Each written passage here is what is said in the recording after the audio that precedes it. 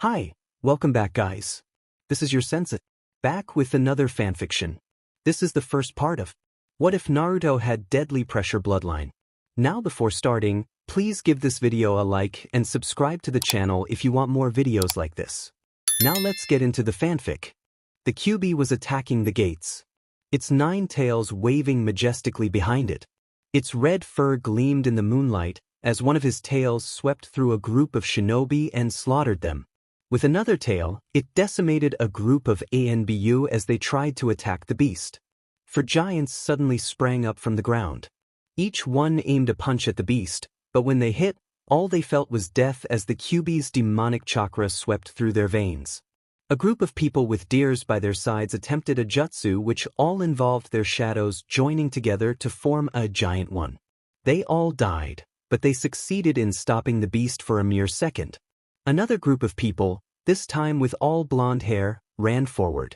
From their bodies sprang forth a corporeal projection of their minds, and they went flying to the beast. They entered him, and for what seemed like a second, the beast paused. Then it continued moving, as the projections of the people came flying out of the beast at tremendous speeds.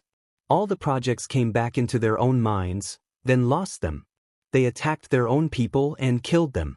People with red eyes and white ones came forward. They tried to battle the beast with taijutsu and ninjutsu, but they never made it. With one crash of the 9-tailed fox's tail, they were obliterated. A man with 2 arms ran up to the beast and jumped. Within a second, he was falling back to the ground with only 1 arm left. People then came with large and small animals. A swarm of black bugs descended upon the Kyuubi, and the group with dogs took to the ground. The bugs were fried, and the dogs and their owners were burned. Still, the Kyuubi kept on going. The Yondaime Hokage of Konoha stood atop the gates, watching as his fellow shinobi suffered. He too was suffering. His son had been born not 2 hours ago, and his wife had died in the process. "So, Uzumaki-san," a voice called out behind him. From the shadows stepped an old man, with graying hair and a long beard. "What are you going to do? Your people are dying and soon, this village will die." The Yondaime Hokage said nothing. He just stood there, arms crossed and face looking grim. For a moment, he heard the screams and cries of his fellow shinobi as they all faced the beast and died. He could practically feel the death toll growing larger. With no sense of movement, he turned around and walked. When he passed the Sandaime Hokage, his predecessor, he said, "What I must," and headed into the same shadows he had stepped out of. The Sandaime stood there and looked out to the battlefield. "Good decision, Arashi-kun." He picked up his son and stood on the hospital roof. He concentrated and looked for the single kunai he had placed in the forest.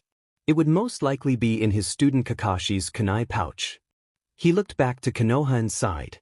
He sent a throb of chakra along that link, and he felt himself being summoned to Kakashi in a yellow flash. "Kakashi," the Yondaime said sympathetically. "I'm sorry." In his student's arms, he held his other remaining student. She had bones sticking out of her skin everywhere, and blood was spilling from her. Kakashi was holding her in his arms, sobbing. "He tried to help me," he cried, "and she died doing it. It'll be over soon, Kakashi." And the Yondaime walked forward onto the battlefield, his son in his arms. He put him down on the ground for a mere second, and summoned up Gamabunta. "Bunta-san," the Yondaime Hokage told the Toad King, "I need you to get in as close as you can to the Kyuubi," he said, while picking up the bundle that was now on Gamabunta's head.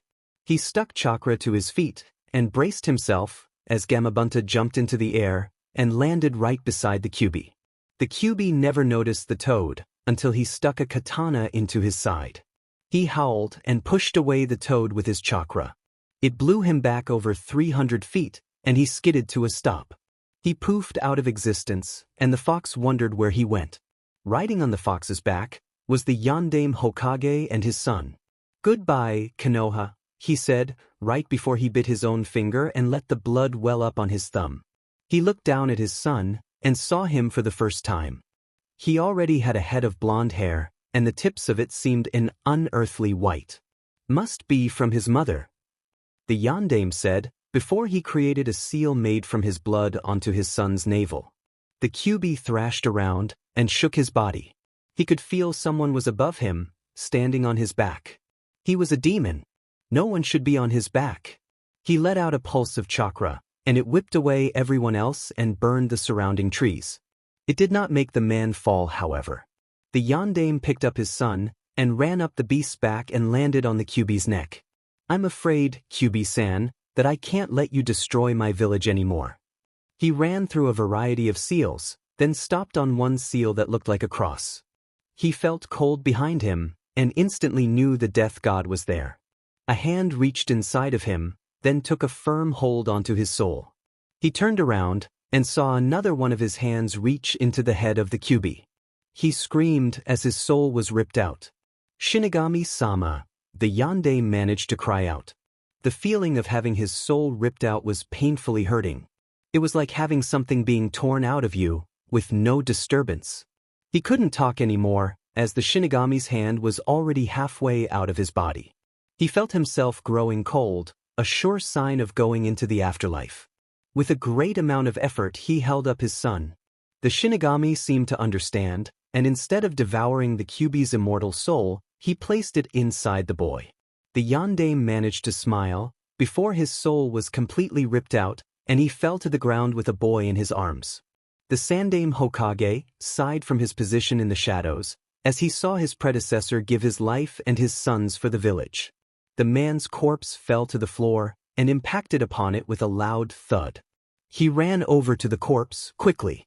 He had thought of this plan ever since the yondaime had outlined it for him. He was to take the boy and hold him up to the crowd of shinobi that would eventually gather. He would say that the boy was the container of the nine-tailed fox and should be treated with respect. Then only fate would know what would happen. He picked up the boy, then stared at him, surprise etched onto his face. The boy was no longer sleeping, and his eyes were shown. Were in reverse. Instead of whites in his eyes, they were a piercing sky blue. The irises were a pure white, and the pupil was a startling pure red. The Sandaime could only stare, as the crowd of people came forward, to see what had befallen their beloved yondaime Hokage. He quickly shook his head to get the thoughts of the boy's unique eye coloring out his mind, before he raised the boy high above his head. "Let's see what destiny's got in store for you, Naruto Uzumaki," said the Shinigami, watching from his perch in Makai. The man with the eyes walked to the center of the ring. He was in an arena of blood and sand. The crowd around him cheered as he walked. Before him stood a little girl, around 4 years old. Beside her was a man, around the age of 20. "Please," he cried. He held his daughter by the hand. For a second, the man with the eyes thought he would be offering himself to save his daughter. Instead, he did the opposite. "Take her. She's just a BSRD child. Her mother was just some girl on the streets, who got way in over her head." The girl was lifted by the man, who placed her in front of him like a shield. She was crying, as was the man. With sweat marring his forehead, he lifted his hand. He felt it, the push and pull on everything around him. He focused it on the little girl, and man croaked out in his hollow voice, "It doesn't matter. This is the day you shall both die." The hand he had lifted was his right hand, and was facing open-palmed at them. He forced it closed, and heard the screams of the man and his daughter, as they both died under the pressure. The crowd around him cheered, as he stared at them, their faces contorted into masks of pain. "Shikamaru, wake up!" yelled out Irika, who was standing in the front of the classroom. He threw a pencil from his desk at him, and hit him with the eraser side. Shikamaru yawned lazily and scratched his head. "Man, school is so troublesome," he muttered, and picked up the pencil where it had landed off the floor. He put it to his paper and started scribbling pictures of oddly shaped clouds. "You too, Naruto," Irika cried. Another pencil, this one thrown at Naruto, went soaring through the air towards the boy. The middle and index fingers of his left hand suddenly shot up, and he caught the pencil between them. His right arm was on his forehead, and his head was leaning off the desk and looking down on this arm. He put the pencil onto his paper and got to writing. He never even lifted his head, and was soon finished. Irika sighed from his position at the front of the room.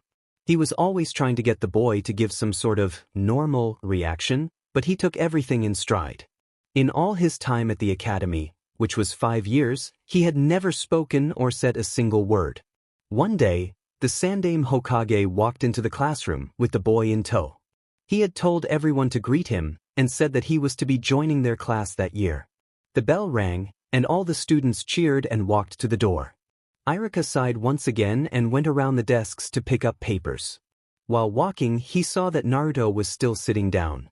He went over to him and shook him slightly. Naruto slowly got up, then looked at Irika.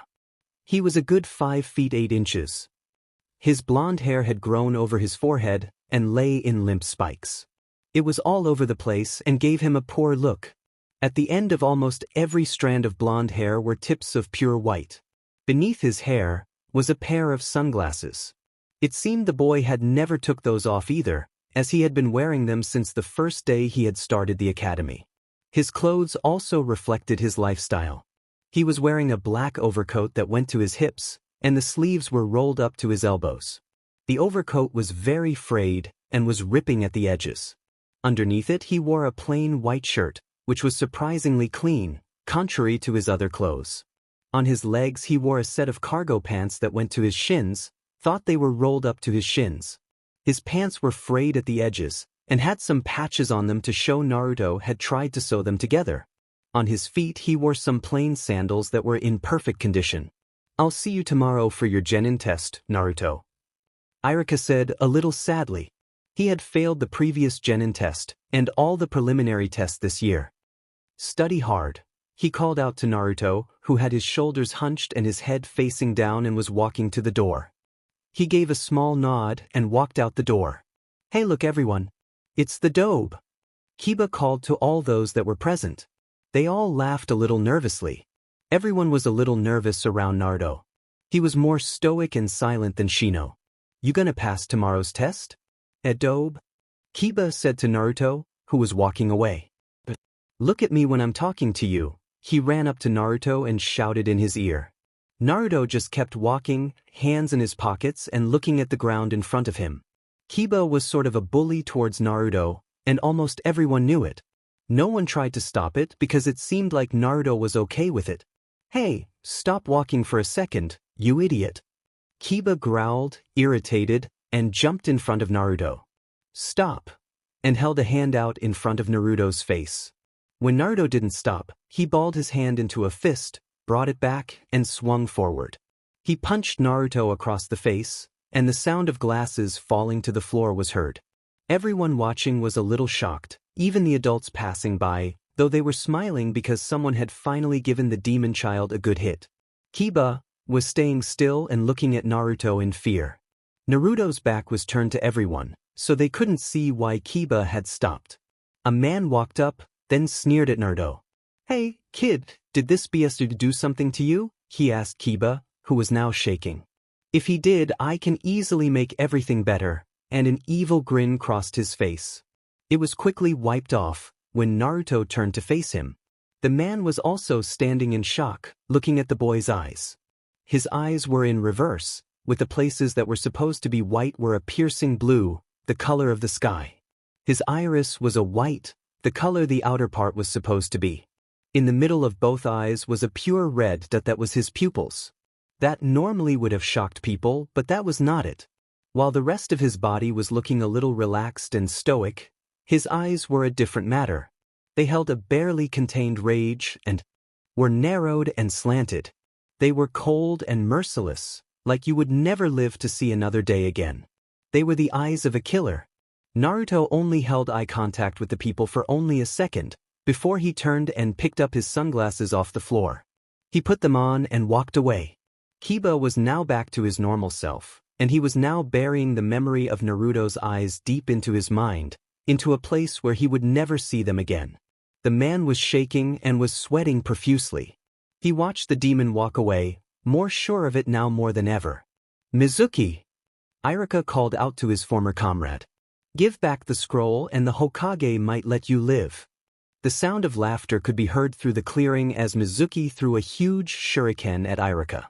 It went through the air and impaled itself deep into Irika's chest. Hours before, Mizuki had managed to steal a scroll from the Hokage's personal scroll room and run off with it. A village-wide search went on to find Mizuki, and only luck would have it that Irika would find his old friend. "See, Irika," Mizuki said as he jumped down and pulled the shuriken out of Irika before he fell face first to the ground. "All you had to do was take up my offer and join me." He took a moment to laugh before continuing. "You want to know why I did it, don't you, Irika? Why a mild-mannered ninja instructor would betray his own village and make off with one of their most prized possessions." Irika was not listening, and he slowly lapsed into unconsciousness. "I'll tell you why, Irika," Mizuki said, putting a foot onto Irika's back. He struck a thinking pose, with one foot on Irika's back and the other on the ground. He put his right elbow on his knee and put his right fist beneath his chin. "It's because this village isn't going anywhere. It's a pathetic village. There's too much peace and prosperity," he said the last bit somewhat mockingly. "We're ninja, Irika, ninja," he cackled insanely to his friend on the floor. He pressed his foot harder onto Irika's back and more blood spilled. "We're supposed to be living life on the fast lane. We're supposed to be out doing missions and killing people. But no, here we are, teaching brats how to throw kunai properly and mold chakra." He actually lifted his foot this time, then brought it down onto Irika's back with a considerable amount of force. A crunching sound was heard in the clearing as Irika's ribs cracked. Mizuki was about to jump away and into the night of the forest when he felt something crushing his arm. He cried out, which caused the scroll that was in his arms to drop. He fell to the floor and clutched his arm, which had looked like it had just been crushed. Through the blur of his tears, he could make out a shape coming towards him. He had enough sense to jump away, right before something came crashing down onto the spot where he had just been. A thud resounded through the area as Naruto brought his hand down. He had been looking for food in a nearby dumpster when he had heard the shouts of Mizuki. He had come over to investigate when he saw that Irika lying on the floor and Mizuki walking away. He had quickly deduced that Mizuki had followed in the footsteps of Itachi Uchiha and had tried to kill his friend. He had waited in the underbrush of the forest, and when Mizuki looked to be about to leave, he had held his hand out, open-palmed. In his hands, he held a scroll. "If I use it, then I'll probably crush the scroll too," he thought, and quickly rethought his plan. He was originally going to just kill the man and be on his way, but if he simply crushed him, then the scroll would be crushed also. Maybe I could just crush his arm, make him drop the scroll, then kill him. He concentrated on the arm Mizuki was holding the scroll with, then clenched his palm together. He heard some bones crack under the pressure, and quickly added more. He saw Mizuki cry out in pain, then drop the scroll and fall to the floor with his arm holding his injured one. Naruto dropped his arm, then stepped out of his hiding spot. He walked forward to where Mizuki was, and brought his right hand up. He balled it into a fist, then brought it down. Mizuki had jumped out of the way, but was quickly lifted into the air by an unseen force. He felt himself going higher into the air, and was about 4 feet off the ground. He felt something pressing against him on all sides, but that same thing lifting him into the air. With a great amount of effort, he looked down at the one who was lifting him into the air. Below him stood Naruto. "Naruto?" he managed to croak out. It was getting harder to breathe as he felt something was suffocating him. Naruto was below him, with his left hand held out into the air, like it was squeezing something. "Why were you doing?" he croaked out. Naruto said nothing, and his left hand went in tighter. It was obvious what he was about to do. "Wait. He called out to the boy. He felt something grasping onto his throat, tighter and tighter, choking the life out of him. When he had called out "wait," the boy had let go of his hands, and they fell limply to his sides. Mizuki crashed into the ground and twisted his leg. He screamed as he felt something break his skin. In his teary-eyed state, he saw white sticking out of his leg. "Speak," Naruto said. His voice was hollow and gravelly, like he hadn't spoken in a while. Mizuki was gasping on the ground, trying to catch his breath and ignore the pain in his bones. "I have information for you." He gasped again and felt some invisible pressure pushing down onto his chest. He lay flat out on the ground, writhing in pain. "It's about you," he managed to say quickly, before the pressure killed him. Naruto stopped, and Mizuki continued, "Have you ever wondered why everyone in the village hates you?" He looked at Naruto, who was standing in front of Mizuki's prone form calmly. He gave a Montaion to continue, which Mizuki flinched at. He had thought that he would be crushing him again. It's because Naruto Uzumaki, suddenly his face contorted and he grinned and laughed manically. "You are the nine-tailed fox." He laughed more, and he no longer cared if he was hurting. Naruto just sighed, then held out his open right hand. He pointed it at Mizuki and curled his fingers inwards. "I know," was all he said, before his hand closed into a fist and Mizuki crumbled under the pressure. Team 7 is Sasuke Uchiha. All the girls in class perked up at this. Sakura Haruno, she threw her hands up into the air and did a little dance. And Naruto Uzumaki. "Your Jonin instructor is Kakashi Hatake." Naruto just sat there, arms across his chest. He had automatically passed the Genin exams for defeating Mizuki and saving Irika's life. Irika was now in the hospital, recovering from the grievous wound suffered from Mizuki's shuriken. They had gotten a replacement and he was now handing out teams. Team 8 is Hinata Hyuga, Shino Aburame, and Kiba Inazuka. Your Jonin instructor is Yuhi Kurinai. Team 9 is Gecko Moria, Crocodile, and Monkey D. Luffy.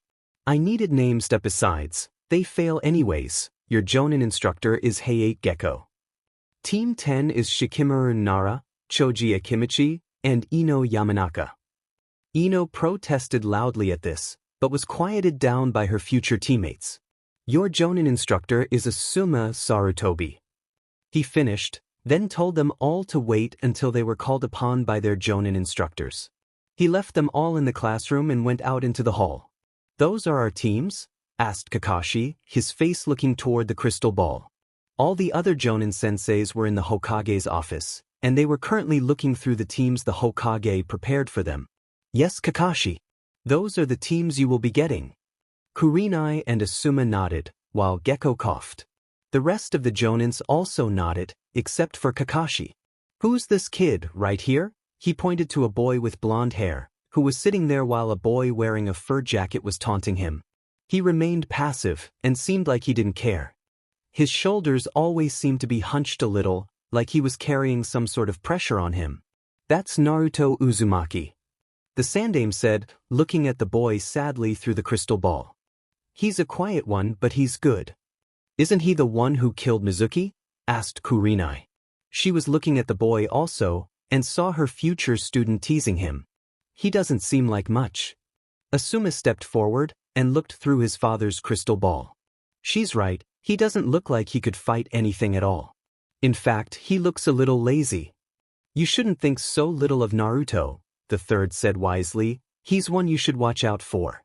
They had been waiting for over 2 hours, and there was still no sign of Kakashi Hatake. All the other teams had left already, and they were the only ones left. Sasuke was muttering underneath his breath, and Sakura was watching him as he did so. She had hearts in her eyes, and appeared to be daydreaming.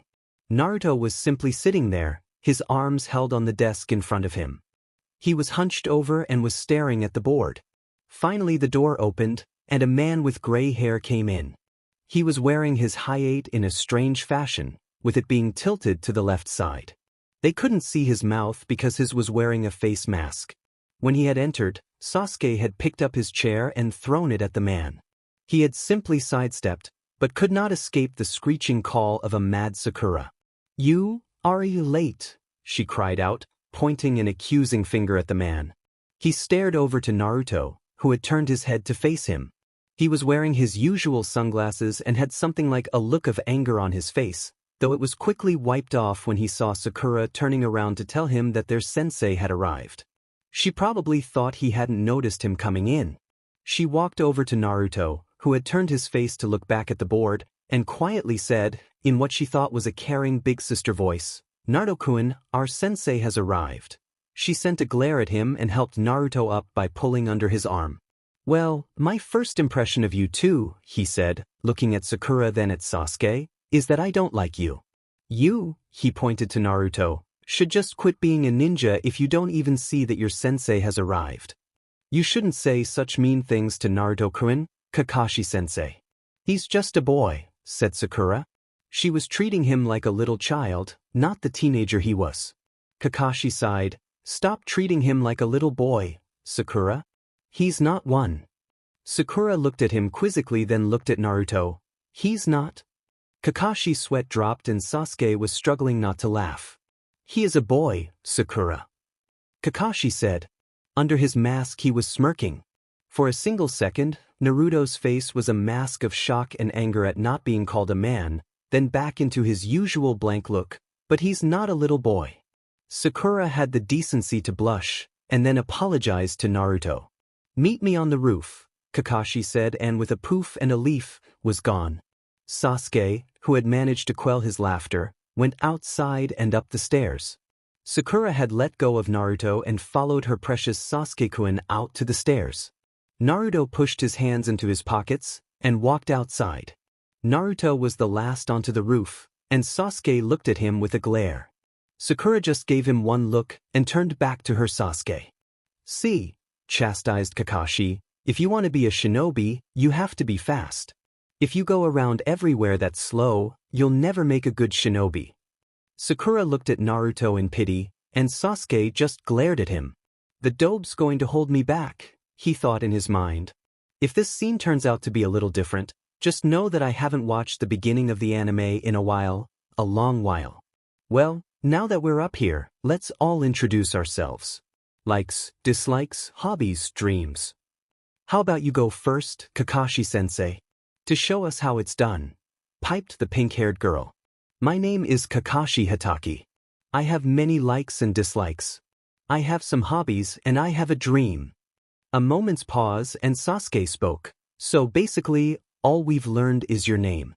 That's right, now you next, Pinky, he said, giving Sakura his own personal nickname for her. Sakura's face reddened, both at the nickname and at what she was going to say. Well, I like. She looked at Sasuke and blushed. My hobby is. Once again, she turned to Sasuke and blushed. My dream is to. She looked at Sasuke again, and did the exact same thing as before. And I hate Inopig and late senseis. At that her blush faded, and she looked at Kakashi, an evil stare on her face. All right, Kakashi said, but in his mind he was worrying over getting a fangirl. You next, Duckbutt. Sakura blushed at Sasuke's nickname. Well, his hair does sort of look like a duck's butt. Sakura admitted in her mind. You've outdone yourself this time, Kakashi. He thought in his mind gleefully. It was a wonderful nickname and would probably knock Sasuke down a peg or two. Team. Sasuke thought in his mind, my hair does not look like that. I have no likes and I dislike my sensei. And he glared at Kakashi. I don't have any hobbies and my dream is to kill a certain man. Very inspiring words, Duckbutt, said Kakashi. This time Sakura let out a little giggle. When Sasuke looked at her, she snuffed it out and joined Sasuke in glaring at their sensei. Okay, then you next, failure. He pointed at Naruto, and his eye narrowed considerably. The boy showed no skill in shinobi work or in any work in general. It was like he was just there to be there. He couldn't possibly see why the Sandaime had even let the boy into the academy. Don't bother, Kakashi-sensei. Sasuke snorted. He's too stupid to talk. Don't say that, Sasuke-kun, Sakura said sadly, looking over at Naruto, was sitting on the floor of the roof, right at the edge. He had both hands by his side, and his right leg was bent while the other leg was hanging off the side. He didn't even look like he understood the conversation or the words coming out of their mouths.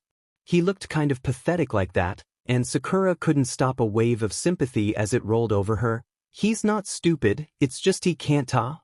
My name is Naruto Uzumaki, Naruto said, still staring out at Konoha. His voice was hollow and gravely. It sounded a little unnerving on a boy, only, my likes are watching and listening. My dislikes are those that waste things or take them for granted. My hobby is learning. My dream is to live. Sasuke and Sakura were looking at Naruto as if he were the Yondaime reincarnated. He had never spoken or made a noise before. This was the first time they had heard him speak. All three were trying to decipher his strange answers. For what seemed like hours, they stayed there until Kakashi said, "I see." His voice was strange, like he didn't know what to think of him. Well, his voice went back to normal into a carefree tone. "Tomorrow, you'll be taking your genin test. Now meet at Training Ground 7 at 9 o'clock tomorrow." He looked like he was about to leave when he suddenly turned around. "Don't eat breakfast tomorrow, or you'll throw up." Then he turned around and jumped off the building, his last being, "Don't be late." Sakura and Sasuke were still in shock at hearing Naruto talked. "How'd you do that?" asked Sakura, a little embarrassed at treating Naruto like a mute little boy. Naruto said nothing as he got up and walked away, hands in his pockets and back hunched. He walked through the door that led into the building and walked down the stairs. Sakura forgot about him soon afterwards, and went back to looking at Sasuke and blushing. Sasuke shook his head to clear his shock, and followed Naruto's example and walked down the stairs with Sakura trailing nearby him. "Your job is to get these 2 bells from me," Kakashi said to his team, holding up 2 identical silver bells. They were all standing by poles, and Kakashi was in front of them. They had all met at Training Ground 7 at the exact time Kakashi had told them to go there, only to find he wasn't there. Each of them had sat beneath the tree and waited for their sensei to show up. After the events of yesterday, Sakura was staying away from Naruto a little. She was still a little embarrassed at treating him like a little kid. When Kakashi had arrived 2 hours late, he apologized and made up some excuse like, "I ran into a mob of hot women and I couldn't get out," to which he got an earful of Sakura. "But, Kakashi-sensei, why are there only 2 bells?" Sakura asked. "Because, Pinky, only 2 of you are going to become genin. The other one," he stared pointedly at Naruto, "is going to fail and go back to the academy."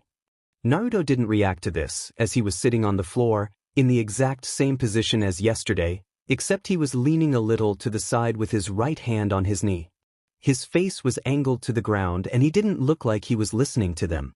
Sakura and Sasuke looked at each other, then at Kakashi, then at Naruto. "We're going to have to work together to get those bells. I might not like her, but at least she would be more help than the dobe.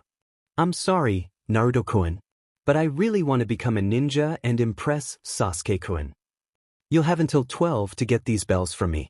When time is up and none of you succeed in getting a bell, then all 3 of you will be sent back to the academy.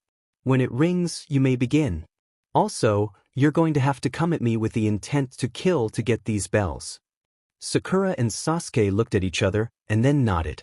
Kakashi saw this and smiled under his mask. Seems like they already realized that they're going to need teamwork to get these bells. They automatically pass. Then he looked over at the boy on the ground. "Now, what about you?" The bell suddenly rang, and Sasuke and Sakura disappeared into the forest. Naruto was left sitting on the ground, with Kakashi in front of him. He sighed. "You're different from the others," he said simply. He put his hand into one of his pockets and, unseen to Kakashi, Naruto tensed. When he pulled out an orange book, Naruto relaxed a little. "Go on, I'll count to 10 and you go hide," Kakashi taunted. The boy still sat there, unmoving. Kakashi put the book over his face and started counting. 1, 2, 3, 4, 5. He counted and made it all the way to 10. He peeked up from his book and sighed. The boy was still there. He sighed and put the book down a little.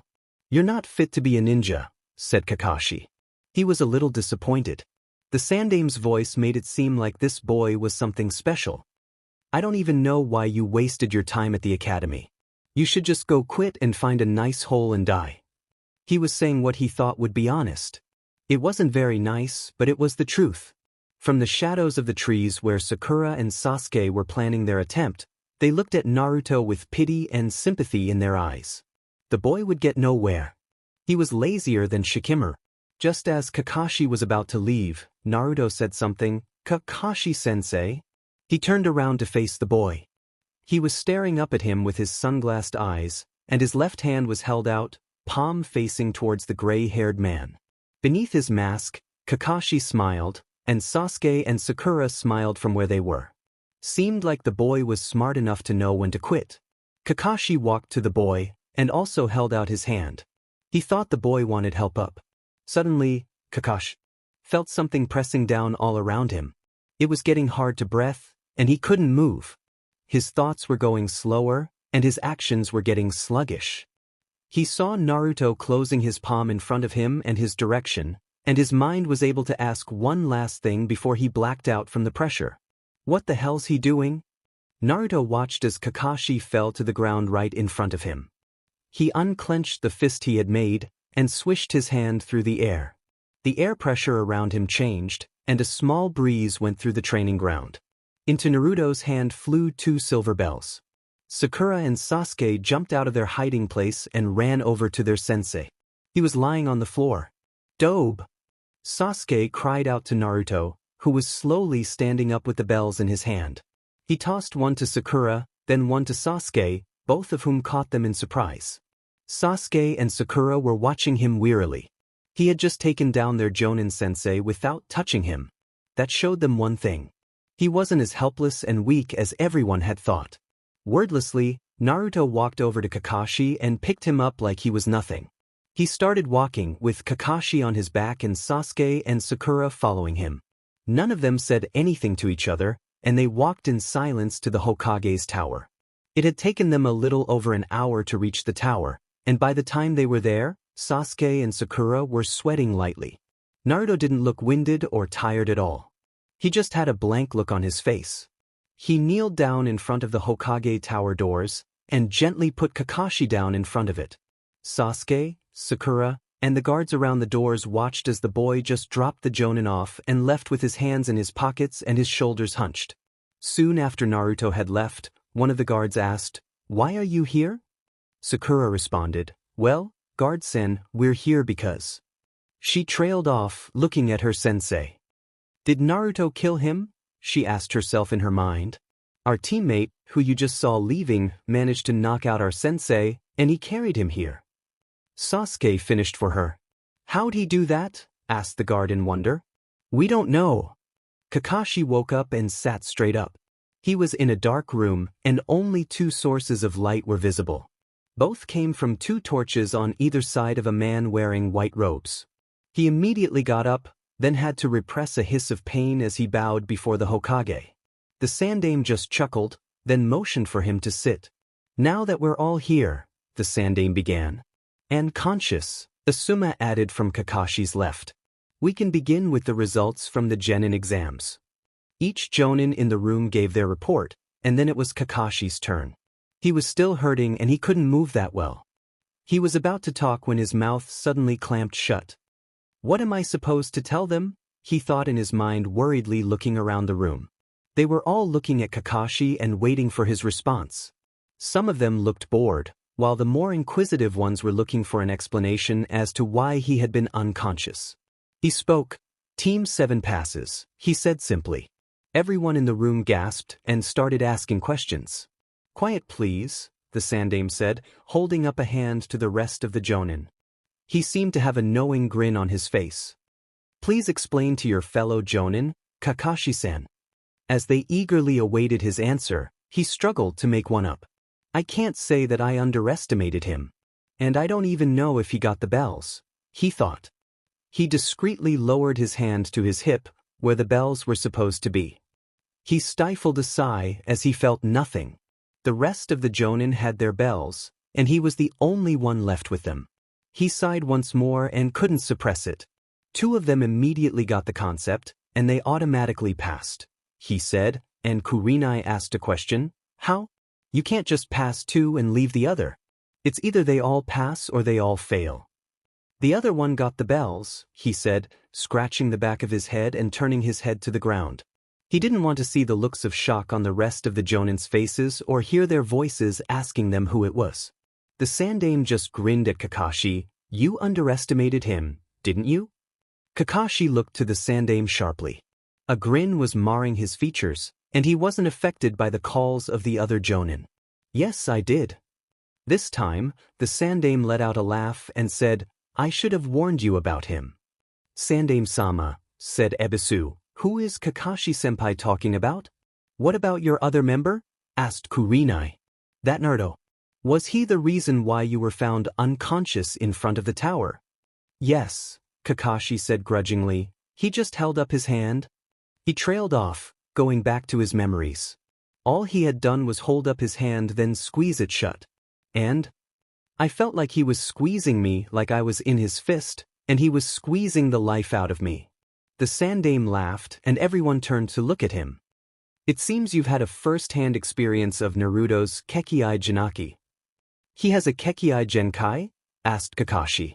I've never heard of any clans named Uzumaki that had a bloodline like that. Ask him tomorrow. Tell him the Kusojiji told him he could. Some jonin in the room snickered at his name, Old Goat, but he had silenced them with a glare. Now, about the rest of the teams. Kakashi, however, was not listening to him. He was trying to take apart the puzzle that was Uzumaki Naruto. For every day, for the past 2 days he had waited at training ground, he was wearing the hiate he had received from Irika for saving his life around his right arm, and armband. When he had knocked out his sensei, he had forgotten that he should have gotten where they were going to meet next. Instead of going out and finding him, he had decided to wait where they had met before. Every day he had come back and sat underneath a tree and waited for his sensei. Sure enough, in 2 hours on the 3rd day, a gray-haired man with his headband held over his left eye walked up. His visible eye curved into a gu, and he put up a hand. "Oheu, Naruto," Kakashi said, walking up to where Naruto was sitting. He wasn't even looking at him, but he knew that Kakashi was there. Kakashi didn't expect him to respond, but he wasn't surprised either when he said, "Oheu, Kakashi-sensei." Kakashi then got on the grassy ground and sat next to Naruto underneath the shade of the tree. They sat there in silence as the wind breezed through the area. Kakashi waited, wanting to see if Naruto was the one who would start the conversation. After a couple of minutes, it was clear that Kakashi would have to be the one who started the conversation. "Naruto," he began, "I want to know what you did to me during the bell test." He was being rather blunt about this. For the past 2 days, he had been searching for Naruto, hoping to find him and ask him what the power he had previously displayed had been. He had been pretty shocked when he learned from the Sandame that Naruto had been waiting at the training ground for the past couple of days. "I was told to tell you that the Kusojiji told you to tell me what you did," Kakashi said, this time staring straight at Naruto. He had given no sign or indication that he had heard that. Kakashi sighed and was about to get up before he spoke. "It's my Kekkai Genkai." His voice seemed tired and weary. "What does it do?" Naruto sat there still, feeling the breeze blow by. "Many things," he answered cryptically. "There's a lot of things that can do many things," Kakashi said, a little irritated. "What kind of things can your Kekkai Genkai do?" "Terrible or honorable things," Naruto answered cryptically again. He was still looking out to the training ground. The breeze got stronger, but Kakashi waved it off. "Can you just give me a straight answer?" "Yes." The wind picked up more, but Kakashi still paid it no mind. It was now moving the trees slightly. "Well then, what does it do?" Kakashi asked, this time angrily. "What it allows me to do," said Naruto. Now his face was contorted into a mask of concentration. The wind picked up even more, and now Kakashi had to subconsciously add chakra to his feet to stick to the ground. For some reason, it looked like no wind was reaching Naruto. "Alright, that's it," Kakashi said, exasperated. He walked over to Naruto and pointed right at him. "As your sensei, I order you to tell me what your Kekkai Genkai does." "You admit you're my sensei?" asked Naruto, his voice showing just a minute's sense of smugness. "Yes," Kakashi said, anger seeping into his voice. This boy had just changed the conversation on him. "Now, what does it do?" He yelled at Naruto over the howling winds. Kakashi stopped and thought. "There's a lot of wind here, and I'm using my chakra to stick to the ground. There shouldn't be this much wind here, unless..." He looked over to Naruto, who was still looking out at the field. No wind seemed to be touching him, and he was sitting calmly on the grassy floor, oblivious to the wind. "You can control the wind," shouted Kakashi over the wind. He had pulled up his leaf headband and was looking at Naruto with the Sharingan. He wasn't moving, and the wind still seemed to be moving. It was obvious who was causing it. "No," Naruto said simply, and Kakashi could hear him, even over the wind. It suddenly died down, and was back to a light and simple breeze. My Kekii Genkai does not allow me to control the wind. Kakashi was now ready to tear his hair off. Then what does it do? He screamed at Naruto. He still sat there calmly and in a simple tone, asked, "Do you know what causes wind?" Kakashi stopped and thought about it. After a moment, he shook his head. Not many people do, Kakashi-sensei. He stood up and looked at Kakashi. Both hands lay limply at his sides. His shoulders were still hunched, like something was laid upon them. He gestured out to the training ground. Wind is caused by a difference in pressure. He said in his normal voice, it tends to travel from one area with high pressure to one with low pressure. Kakashi thought about it and didn't see the connection. Seeing the confused look in Kakashi's eyes, he took off his sunglasses and revealed his eyes to Kakashi. Kakashi had to blink a few times and then stifle a gasp. His eyes looked so cold and so merciless. They looked out of place from the rest of his calm demeanor. They were also reversed with a red spot visible in his eyes. This is the Oshigan. The pressing eye. He said, looking into Kakashi's eyes. It is both a burden and a gift. It is always active and is much like a blade. He said, "What do you mean like a blade?" Kakashi was looking at the eye with his Sharingan. It had chakra leaking out of it, but it was a black chakra, something he had never seen before. A blade that is unsheathed must always draw blood. Naruto explained, "My eye is the same." "It takes your blood?" Kakashi asked, horrified. He had pulled his Hayate back into its normal position. Naruto sighed, "No." He said simply before putting his sunglasses back on and walking away. "Wait!" cried Kakashi. Naruto still kept going. Seeing he wasn't going to be able to turn him back, he called out, "Meet here tomorrow at 9. I'll bring the others." Soon, Kakashi was left alone in the middle of the field, his thoughts straying. Maybe I should go visit Obito, he thought in his mind, and headed for the memorial stone.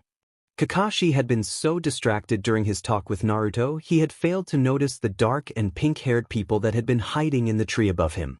And now, I present to you the man considered to be the best fighter here, Uzumaki Naruto. The cried out loud, to the disgust of the crowd. Minute after minute, day after day, week after week. Years followed by years.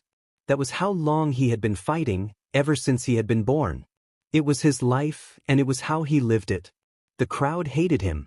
All of them had lost money to his owner, and everyone hated him for it. In a way, he was to blame. He let himself be controlled, when he could have easily broken through it.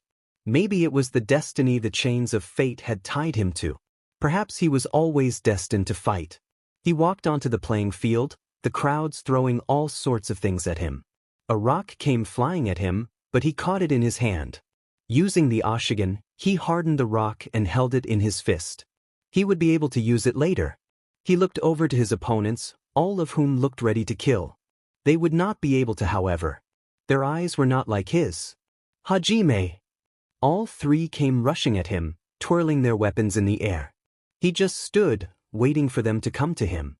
The first one reached him, and swung the katana he held in his hands toward him. He just sidestepped, and brought the side of his right hand down on the back of his neck. He tumbled forward, dead when he broke his neck. The next one came, this one. Holding a knife. He held it in front of him, swaying it threateningly in front of him. He suddenly shot forward, stabbing the air in front of him. This time, he had simply stepped back, deducing that he would under-aim. His assumption was correct, and the man with the knife had paid for his mistake. He got hold of the back of the man's head with his palms and jumped. He brought his kneecap into the bottom of his neck, using the momentum and force to push upward. It was a powerful blow, and knocked the man's neck back enough to break the bones. He fell to the ground dead, he himself landing on the floor soon afterwards. The last remaining man, holding a chain whip, gulped. He had seen this boy, probably not even 5, take down 2 armed fully grown men without effort. He hardened his eyes and faced the boy. He looked straight into his eyes and could not help but gasp. They were cold and seemed very out of place on him. They were narrowed, as if he was always watching and always holding something in. They were the eyes of a man who had forced to kill, and had to learn how to do so well. They were the eyes of a killer. Out of nowhere, the boy turned his head to the side and walked away. "Boy, what the hell do you think you're doing?" screamed his owner from the stands. The boy was at the stairs to go off the arena, and the only other living combatant was staring at him dumbfounded. If he left, he would win. Suddenly, the boy's left hand shot out, pointing straight at the man. From it came a normal-looking rock. It impacted against the man with the whip and embedded itself deep into his chest. He fell forward, bleeding and dead. "We have a couple of D-ranked missions here, and some even better D-ranked missions," Irika said. The scarred man had recovered well after the incident with Mizuki. Now he was working in the Hokage's mission office, assigning missions to Genin and Chunin teams. The Jonins were personally given missions by the Hokage. After the day Naruto had explained his Kekkai Genkai, they had started doing their D-ranked missions every Genin team was required to do. They all had to meet a quota, and theirs had been finished a long time ago. Their missions were menial tasks that ranged from walking some dogs to helping an old lady with her laundry. During these missions, Kakashi, Sasuke, and Sakura tried to get more information on his Kekkai Genkai, but Naruto did his tasks without talking. For all of these tasks, only Kakashi noticed something strange. Naruto seemed to be able to do these tasks extremely easy, while Sakura and Sasuke were having a hard time. He did the dishes or helped with the laundry better than they, and seemed less reluctant to do so. The boy was a mystery, that was for certain. "Excuse me, Irika-sensei." Naruto spoke suddenly, looking up from the mission sheet. He had been looking over the missions currently available, looking to see if one was high-paying. "Are there any other missions we can do?" Irika was a little taken aback. He had never heard the boy talk, yet he had done so easily in his presence. "Naruto-san, you don't have to add sensei to my name anymore. I'm not your teacher anymore." He smiled at the boy, who was still looking at the missions. "Naruto-kun, you can't just ask for more missions. Those D-ranked ones are the only ones we are capable of doing." Sakura chided, moving her finger to her words. Sometimes she still treated him like a little kid. "She's right, Dobe," Sasuke said.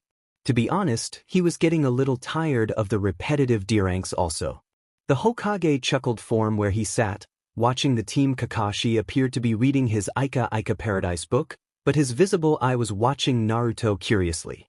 This was the first time he had spoken for 2 months. Even during basic training with Team 7 he didn't talk. Sasuke and Sakura were looking at Naruto, who was still shuffling through the catalog for missions. "You need more money for them, don't you, Naruto-kun?" the Hokage chuckled.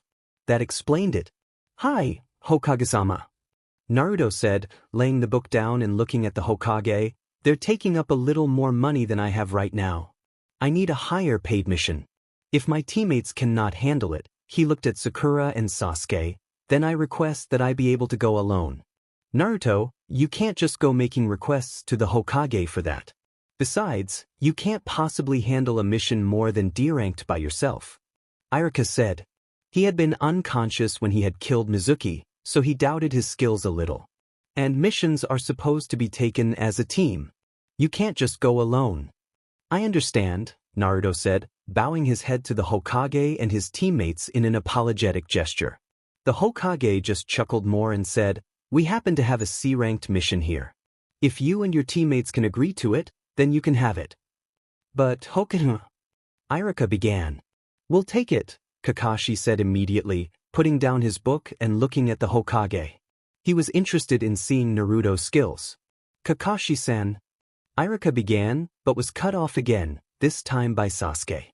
"HN. We can handle it," Sasuke said, his arms crossed. Sakura, seeing her crush say this, spoke, "Yeah, we can do it." "Then it's settled," the Hokage said, clapping his hands and laughing. "Irika, please bring Tsunami-san out here." Irika just nodded and grumbled a quick "hi" before walking out the door.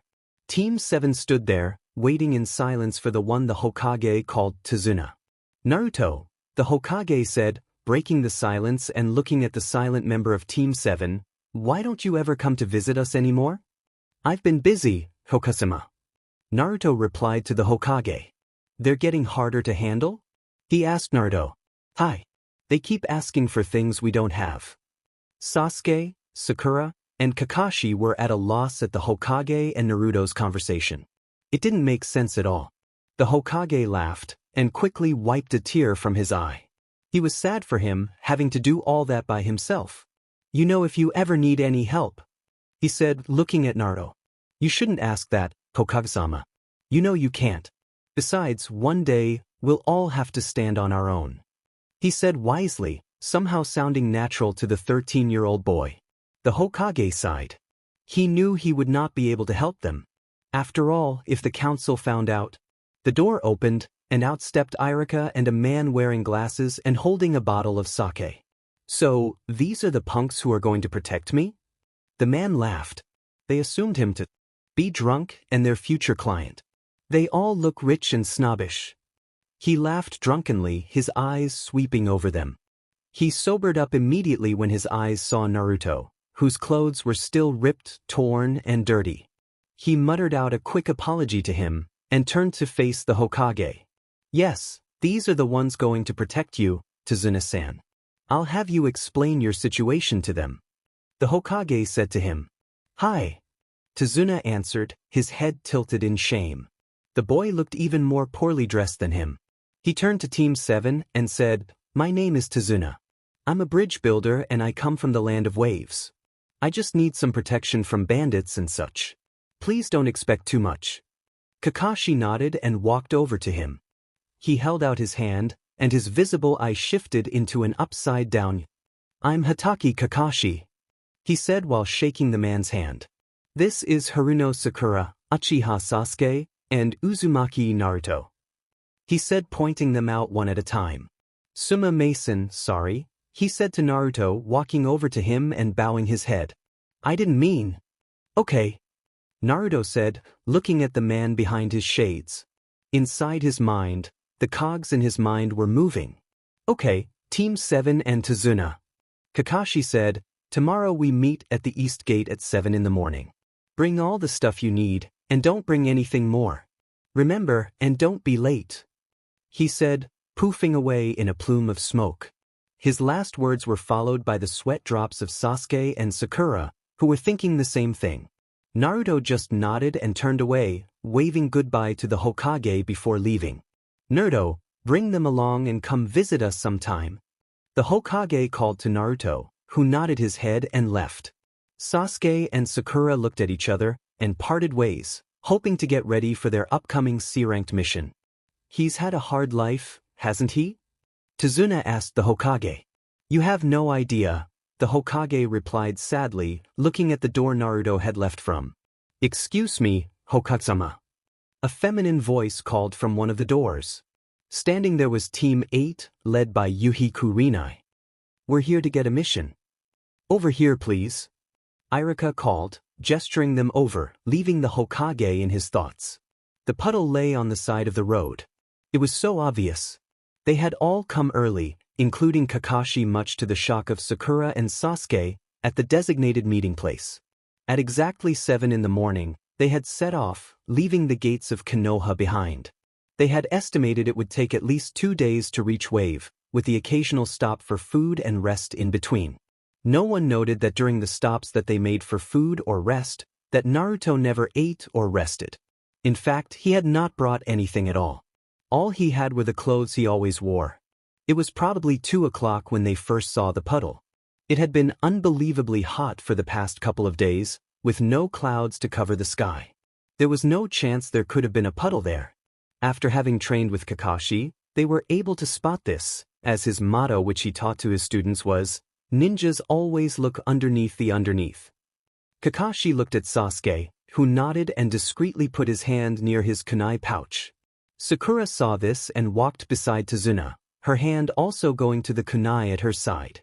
Meanwhile, Kakashi was getting ready for a Doton Jutsu, which would enable him to go underground.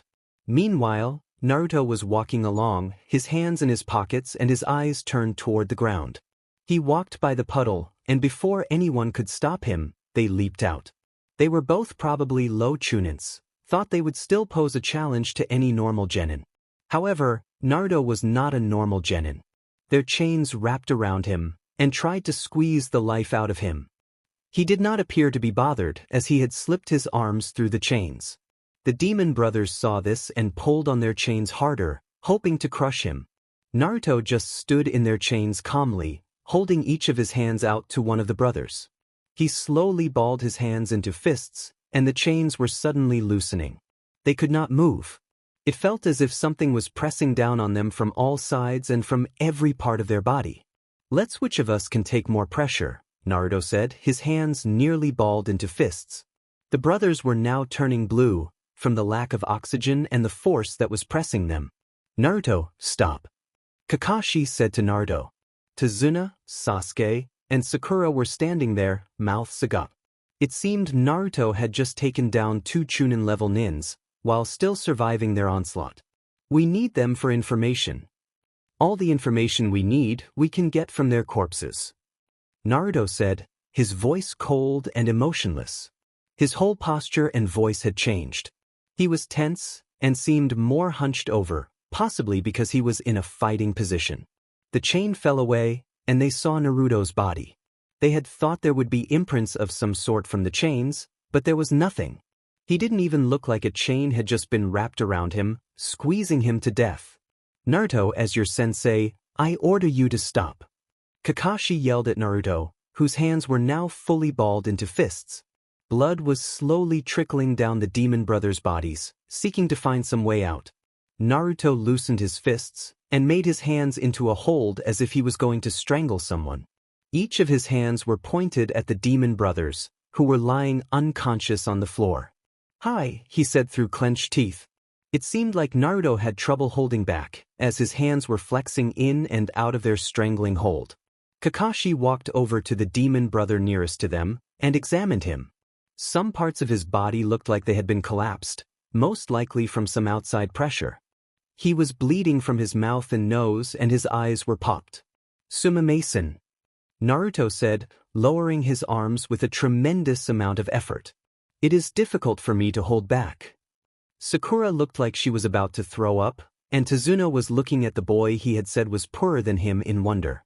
"When I get the Sharingan, I'll be able to surpass his stupid bloodline," Sasuke thought, looking at Naruto. "We'll talk about this later," Kakashi said, picking up both demon brothers and shuffling through their pockets. "They don't have any identification on them, except for these scratched headbands from Kiri. They're obviously missing Nin," Kakashi said. Reached into his kunai pouch, the same one he takes the Ika Ika Paradise books from, and took from it a small blue book. He opened it and flipped through a couple of pages. He stopped on one and hummed softly. "These are the demon brothers, classified as Chunin Nuke Nin, who fled from Kiri in the company of Momochi Zabuza, known as the Demon of the Mist." Kakashi's only visible eye widened, then struck Tsunami with an accusing glare. This is supposed to be a C-ranked mission. On C-ranked missions, one doesn't normally encounter 2 Chunin Nuke Nins. That would apply to a B-ranked mission. Based on what it says in the bingo book, one wouldn't normally face a Jonin-level Nuke Nin, much less one who is known in the shinobi world as the Demon of the Mist and the Master of Silent Homicide. That might apply to an A-ranked mission or higher. "Tell me, Tsunami-san, why did you lie about your situation?" Kakashi looked straight at Tsunami, who was looking down at the ground ashamed. "And that's why we couldn't pay enough for an A-ranked mission," Tsunami said, his head still tilted to the ground in shame. They had walked onward during the day, and night had fallen. They had stopped, and Kakashi had Sasuke make a fire, while Sakura and Naruto went out to go gather logs. Apparently, the Land of Waves was having trouble with a man named Gato, who was oppressing the power and economy of the village. Tsunami was a bridge builder, who had designed a bridge that would connect the Land of Waves to the mainland, so their economy could start again. Gato didn't want that, as his income would drop, so he had hired shinobi to kill him, among them the Demon Brothers and Zabuza. "We can't do this," Sakura muttered. Kakashi had offered them the bingo book to read, so they could see who Zabuza Momochi was, and why he was famous. After reading it, most hope for them had been lost. "We're only genin. We can't go against missing Nin." "As much as I hate to say it," Sasuke said, staring at Kakashi, "I think we should quit and turn back now. If we go on, we might die." Sasuke didn't want to die yet. Itachi wasn't dead yet, and what doesn't kill you will most likely hinder you. Then it's agreed, Kakashi said, shooting a quick glance at Naruto. He was sitting on the floor in front of the fire. His right leg was bent up, and his arm lay atop it. His left arm and leg lay limp, and he seemed to be staring at the fire, not listening to the conversation. We'll turn back in the morning. He turned to Tsunami, who had a disappointed expression on his face. I'm sorry, Tsunami-san.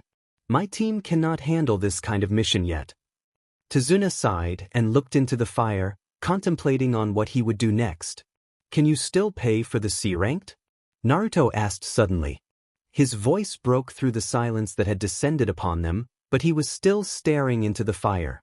Tsunami nodded, before realizing Naruto wasn't even looking at him, and was about to say yes, before he spoke. Then I will continue with the mission, alone if need be. Naruto, Kakashi warned, but Naruto turned swiftly to face him. No, Kakashi-sensei. This is my decision. I understand the risks and am willing to sacrifice my life for them. It didn't seem like he was talking about the mission anymore, because his normally calm demeanor seemed to have been replaced by a grim determination. Naruto-kun, Sakura said, I know you want to help Tsunami-san, but you are mistaken, Hirno-san. Naruto said, his voice turning cold. His whole body was morphing, changing his whole posture and everything about him. Where his back had been hunched and his arms lay limply at his sides, they were now tightened, enough for the observers to see the muscles in his arms. His teeth were clenched, and they could hear them scraping against each other. He was frightening Sakura slightly, as her image of the calm and stoic boy was shattered. I am not doing this for Tsunami-san. Tsunami looked a little hurt, but not so much. He was just happy that someone would be helping him. Then there's no reason for to do it, Dobe. Sasuke said, looking at his sensei. He hoped the gray-haired man would shove some sense into him. Tsunami and Kakashi were looking instantly at Naruto, who seemed determined to go through with the mission. There are many reasons for everything, Uchiha-san. Naruto said, moving his eyes from the fire to face Sasuke. He stood to his full height and looked at Sasuke. Like, why your brother massacred your clan and left you alive. Tsunami understood this now, why he was determined to complete the mission. The clues had fallen in and he could see now. The way he dressed and why he had asked if he would still pay for a C-class mission, despite the consequences. He was willing to risk it all, much like he was. You're a determined young man, aren't you, Uzumaki-san? He said, watching with a smile on his face. Sasuke had tried punching Naruto in the face, but Kakashi had stopped it in time. You must be willing to do everything possible for them, aren't you? We need it, he replied curtly. He was suddenly back to his usual manner, along with his usual voice. He bowed to Sasuke, followed by Kakashi, and then to Sakura. Gomen, Kakashi-sensei, Sakura-san, Sasuke-san.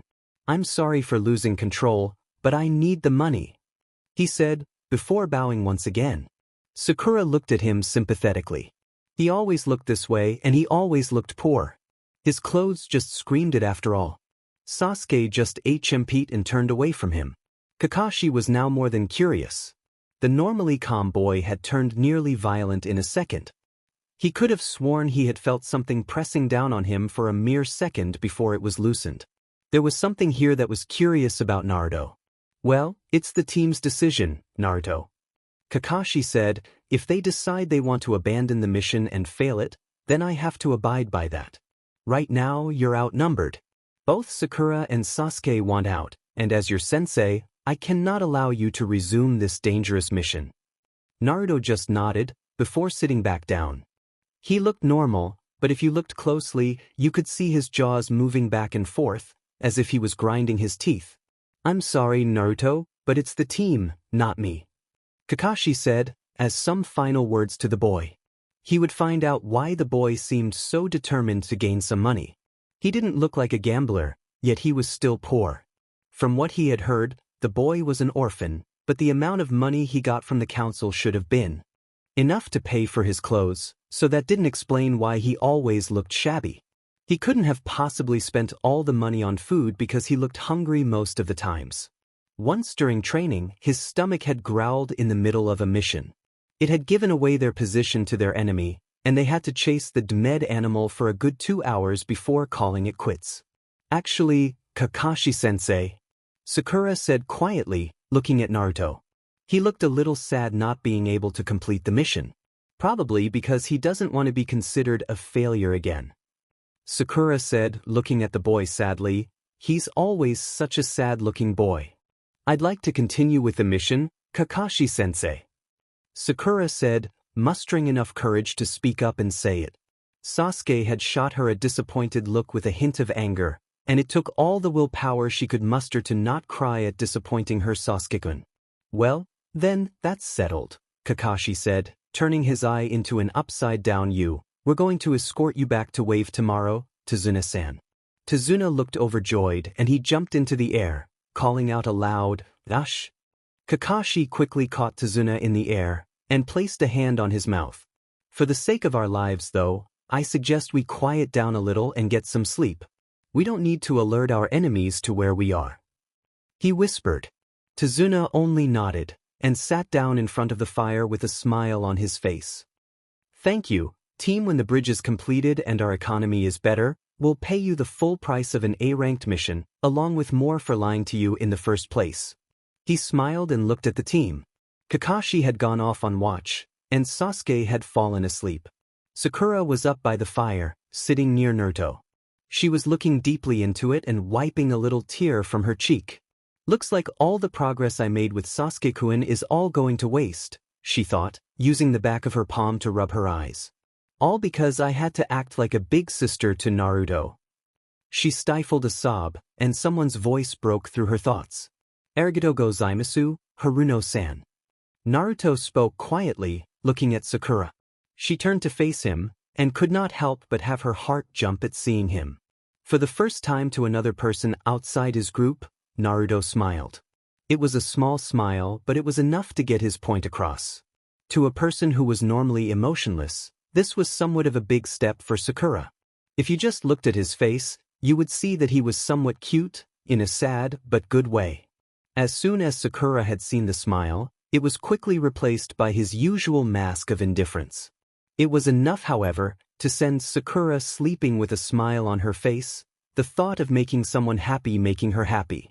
He stood and watched, waiting as the man ran forward. The man in front of him threw a kunai, and it spilt the skin deeply across his right shoulder. He ignored it, and the cheers from the crowd, gaining hope that this man would eventually kill Naruto. It was hopeless. The man jumped into the air, pulling 3 kunai from his pouch, making several hand seals in the process. Saisokake no Jutsu, Art of the Living Metal? I think, he shouted, as the kunai suddenly flung towards Naruto at high speeds. He moved to the left, still analyzing the man's movements. The kunai did not whiz past him as he had expected, instead turning to their right to angle themselves at him. He held his hands out, unmoving as he prepared to bring on pressure. The kunai thudded deep into his legs, and he gasped out in pain. It was the only hit the man was able to get in, as he was crushed, blood spewing everywhere. Oheu, Kenrai-san. Tazuna greeted the man, smiling as he shook his hand. Oi, Tazuna-sama, you're back. He shouted, shaking Tazuna's hand in return. You going to complete that bridge yet? Tazuna laughed, rubbing the back of his head, while holding onto a bottle of sake with his other hand. Who are these people? Kenrai asked, indicating team. We're ninja from Konoha, and our mission is to protect Tazuna-san while he completes his bridge. Kakashi said, to the delight of Kenrai. You're ninja? Maybe now that you're here, Tazuna-sama will be able to complete the bridge, and we can all live happily ever after. He laughed, shaking his stomach. He jumped onto the dock where his ship was harbored, as he untied the rope that held the ship. Get on, and watch your step. These waters are icy cold this time of year. Tazuna and Team 7 nodded, boarding the ship with utmost care. Soon, Kenrai jumped onto the boat, causing it to move in the water. We'll be in wave in around 2 hours. You can make yourselves comfortable. There's a kitchen below deck and a lounge area up here. If you'd like to do some fishing, I suggest you don't. He laughed, to the confusion of everyone. Tazuna explained, there's no fish in these waters. It's too cold and polluted for anything to survive long down there. You'd probably die if you stayed in there for a minute at the most. Team 7 nodded, taking this in mind. We're setting off now, Kenrai yelled, walking up the deck to the captain's wheel. If you have any problems or if you're seasick, just come to me. The boat suddenly started moving, the engine behind them chugging quietly in the background, as they made their way through the peaceful waters of the ocean. Kakashi sat down on one of the chairs above deck, pulling out an orange book, to the interest of Sasuke and Sakura.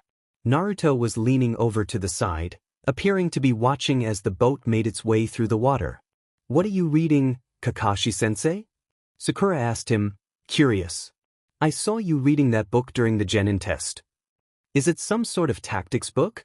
Questioned Sasuke, peering at it closely, hoping to find some elite Jonin secrets in there. He could not tell anything else from the book, other than the fact it was orange, and Kakashi seemed very interested in reading it. It's sort of like a tactics book, Kakashi murmured, to which Tsunami laughed. Do you really think it's good to be reading something like that in public, and with kids around, Kakashi-san? Kakashi nodded in response. Sasuke leaned closer, hoping to catch a snippet of what Kakashi was reading. Oh, I love you, Oturin, she quietly said, her hands tightening around his waist as he squeezed her. She looked up into his blue-colored eyes. I love you too, Atane, he said, before he leaned forward, passionately kissing her as their clothes slowly dropped to the floor. What the hell? Sasuke screamed, causing everyone but Naruto to look over at him in puzzlement. What kind of smut is this? Good smut, Kakashi said, letting his eye leave his book and to look at Sasuke, his eye in upside down. Very good smut. Kenrai laughed, along with Tsunami, before returning to his duties. Sakura looked embarrassed at having her teacher reading smut while on a mission. Naruto was still quietly off to the side, leaning over the ship. After a while, Tsunami spoke up. Is this your first time out of Fire Country and on the seas? It's my first time, Sasuke said, looking at Tsunami. From what I read in academy books, the sea seemed kind of nicer. Here, it just seems depressing. It's my first time too, Sasuke-kun. Sakura said happily, now having something in common with her Sasuke. Tsunami chuckled, looking to see if Kakashi would respond. I've been at sea before, he said. It was a great memory. Well, not exactly at sea. We were at a beach with 3 smoking hot ladies and they all... Don't say a word, Ero-sensei. Sakura told him, saying it murderously. Don't say anything. Kakashi just shrugged, before returning his attention to his book. What about you, Uzumaki-san? Tsunami asked the silent boy, who had not said anything since coming on the boat. He was just leaning over the side of the ship, quietly bobbing his head back and forth. Uzumaki-san? Tsunami asked again, when he didn't respond after a few minutes. Have you ever been to the sea before? The ship suddenly gave a violent lurch, stopping for a moment before moving forward again, as Kenrai stuck his head out of the captain's wheel room and apologized profusely. I accidentally put down anchor for a second, he chuckled, rubbing the back of his head sheepishly. Go Manisai. Tsunami was not worried about that though. When the ship had made that sudden lurch, Naruto had thrown his head back, and had leaned even more over the side of the boat. Realization struck Tsunami, as he yelled to Naruto, why didn't you say something? He rushed over to his side, Sakura and Kakashi following after him, worried for the safety of their teammate. Sasuke had stayed behind, seemingly not caring about him. Tsunami grabbed Naruto by the back of his overcoat, and hauled him onto the deck. Sakura gasped, while Kakashi shook his head. Naruto was very pale, and had a trail of vomit dripping down his chin. Gomen, he mumbled before running over to the side of the boat, throwing up once more. He stopped after a while, returning back to Team 7 and Tsunami. I didn't want to worry you. Tsunami hit him lightly over the head. Baka. If you're seasick, don't try to keep it in. Tell someone. Now go to Kenrai, so he can help you. Naruto nodded solemnly, before running over to the side of boat, throwing up again. Kakashi only shook his head once more, returning back to his chair and reading his novel. Sakura waited for Naruto to be finished, before warping her shoulder around his arms and helping him up the stairs to see Kenrai. Good Kami. He whispered, looking at Naruto's face. You're the most seasick person I've ever had the misfortune to meet. Naruto only bowed his head and muttered an apology before quickly running out of the room and leaning over the side of the boat to throw up. Kenrai shook his head before turning to Sakura, giving her a key. Tell him to go downstairs into the kitchen. There, he'll find some green packets for tea. It's a special mix designed to help those who are seasick. Just in case, here's the key to the storage room. He can get a bucket there. I don't care if he's seasick. He makes a mess on my ship, he's cleaning it up. Sakura nodded in understanding before going outside and patting Naruto on the back, slightly disgusted as he emptied the empty contents of his stomach. Soon, he stopped and Sakura was able to get his attention. Naruto-kun, Kenrai-san says that you can go downstairs to the kitchen, where there's some blue packets for tea. He told me that just in case, go to the storage room and grab a bucket. She looked at Naruto, who had simply nodded and was heading downstairs. Matt, Naruto-kun. Sakura called to him as he stopped and looked back at her. Do you think you'll need help?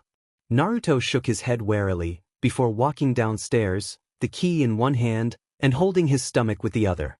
Soon after he went down, a strange mist rolled in, completely covering the boat and obscuring the waters in front. Be careful out there, Kenrai yelled, sticking his head out from the room. It's been known that ice can form on boats when fogs roll in. They all nodded hastily, looking for any signs of freezing on the ship. Out of nowhere, the boat suddenly stopped, causing those on board to stumble. What the hell is Kenrai thinking? Tazuna mumbled, heading towards the captain's room alone. Wait, Tazuna-san. Kakashi said, lifting up his headband to reveal a red eye with 3 comma-like dots surrounding the pupil. Sasuke's gaze hardened, recognizing the eye for what it was. When Kakashi had revealed his eye during the time Naruto was explaining his bloodline, he had not been able to see it clearly because they were in a bad position to see anything. Kakashi motioned to the others, who followed. Sharingan. Sasuke whispered, his voice full of malice.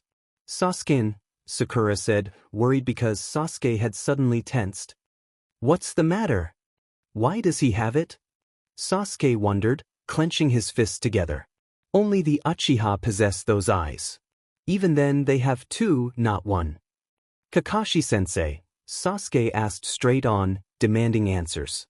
Why do you have dash? He was cut off by a look from Kakashi that told him they would discuss this later. Sasuke just grumbled and got back into his position. Sasuke-kun? Sakura whispered, wondering how her Sasuke was. Naruto had found the bucket first, throwing up in it on the way to the kitchen.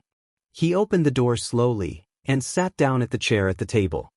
He dropped the bucket at his feet and put his head in his arms, sighing miserably.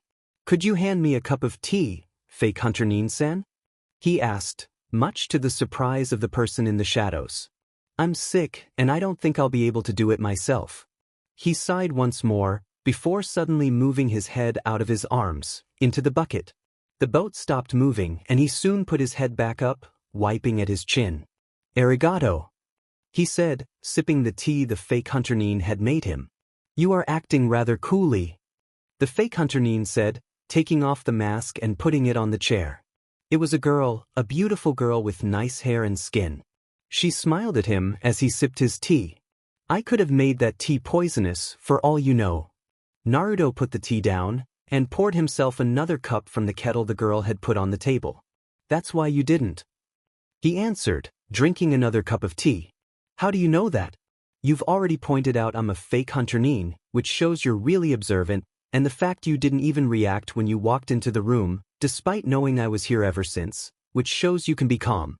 She poured herself a cup of tea and sipped it slowly and quietly. If you were a real Hunter Nin, you would have immediately taken out your target, instead of hanging around down here. I doubt I am your target, because you have yet to attack me. I am calm because of this, and confident you will not attack me or attempt to attack me during any point in our conversation. He clarified, because of these 2 things, I know you did not poison this tea, which I will quietly sip right now, to ensure my seasickness no longer bothers me. He drank down the cup of tea as she observed his every movement. They had walked upstairs to find the reason why the boat had stopped. Lying there, dead with his throat slit, was Kenrai. The mechanism to move the boat was frozen solid, and Kakashi didn't want to risk using one of the fire jutsu in his arsenal to burn the ship. Kenrai, Tazuna said, horror-stricken at the fact his friend was now dead. Kakashi, Sasuke, and Sakura immediately pulled kunai out of their pouches, holding them aloft. Protect Tazuna, Kakashi ordered, looking around with both eyes, trying to spot movement. The demon of the mist, Momochi Zabuza, Kakashi stated, gripping his kunai tighter. Master of the silent homicide technique. He was stalling for time, formalizing an attack pattern in his mind. Everyone, go out to the deck. There's a lot more room there, he said quietly under his breath. The group started moving, surrounding Tazuna and keeping him in the middle. They were soon in the middle of the deck, the fog around them on all sides. Kakashi saw a flash of light coming from his right, and quickly held the kunai up, having to use both of his hands to stop the force of the blade. Copycat Kakashi, the man named Zabuza called him, looking at him with eyebrow-less eyes. Known to be the man who copied over 1,000 ninjutsu. Sakura and Sasuke froze, feeling the killing intent leaking off the man. What is this? Wondered Sasuke. It's like something's keeping me from moving. What's causing this? We're going to die. Sakura screamed into her mind, on the outside shaking. There's so many things I haven't gotten to do, and we're going to die. Don't worry, Kakashi grunted to his students. I'll beat him, and we can all go to Tazuna's house and celebrate afterwards. Even though he was struggling to keep the blade back, he managed to curve his eyes up, making upside-down U's to show he was smiling. Zabuza jumped back, taking his blade along with him. Sasuke and Sakura unfroze at the sound of Kakashi's reassuring voice. For once, both were glad to have their perverted sensei with them. Zabuza struck once more, coming from the side. He nearly cleaved Sakura's head from her body, but Sasuke had pulled her down by her hair to the ground just in time, so it went sailing across harmlessly. As the blade was passing over the girl's head, Kakashi struck out with the kunai, throwing it in the direction the giant sword came from. The owner of the blade pulled it up, deflecting the kunai. Because the blade had been blocking his view because he had blocked the kunai, Kakashi was able to use his speed and get in close. He aimed a metal-plated gloved hand at Zabuza's face, hitting him square in the chin, sending him flying back into the fog. Sakura looked up, her eyes filled with tears, but also with relief and hope. She looked up at Sasuke, who had gone back into position and was now guarding Tazuna, leaving Sakura on the floor. Sasuke-kun saved me, she thought, looking at the black-haired boy with an idol-like obsession. He really saved me. That means he does care. Sakura, remember your duties, Kakashi said, holding his kunai up, shifting his eyes through the fog to see for any signs of Zabuza. He saw something running towards him, the footsteps light and quick. It ran up to him, slashing upwards with a diagonal slash aimed for his chest. He jumped, flipped in the air, and threw the kunai at Zabuza. It hit him in the chest and melted into water. Mizubushin, he thought as he landed on the ship. He turned to Sasuke and Sakura, who were still surrounding Tazuna. He's made Mizubushin. He called to his students, warning them of the danger. No matter how good you were, you could still be overrun with numbers. Thank Kami he had taught them that much. Be on your guard. I'm going after him. His students nodded, before readying their eyes, training them to look everywhere and spot everything. On the inside, Kakashi smiled. These were some really good kids, and would make even finer shinobi.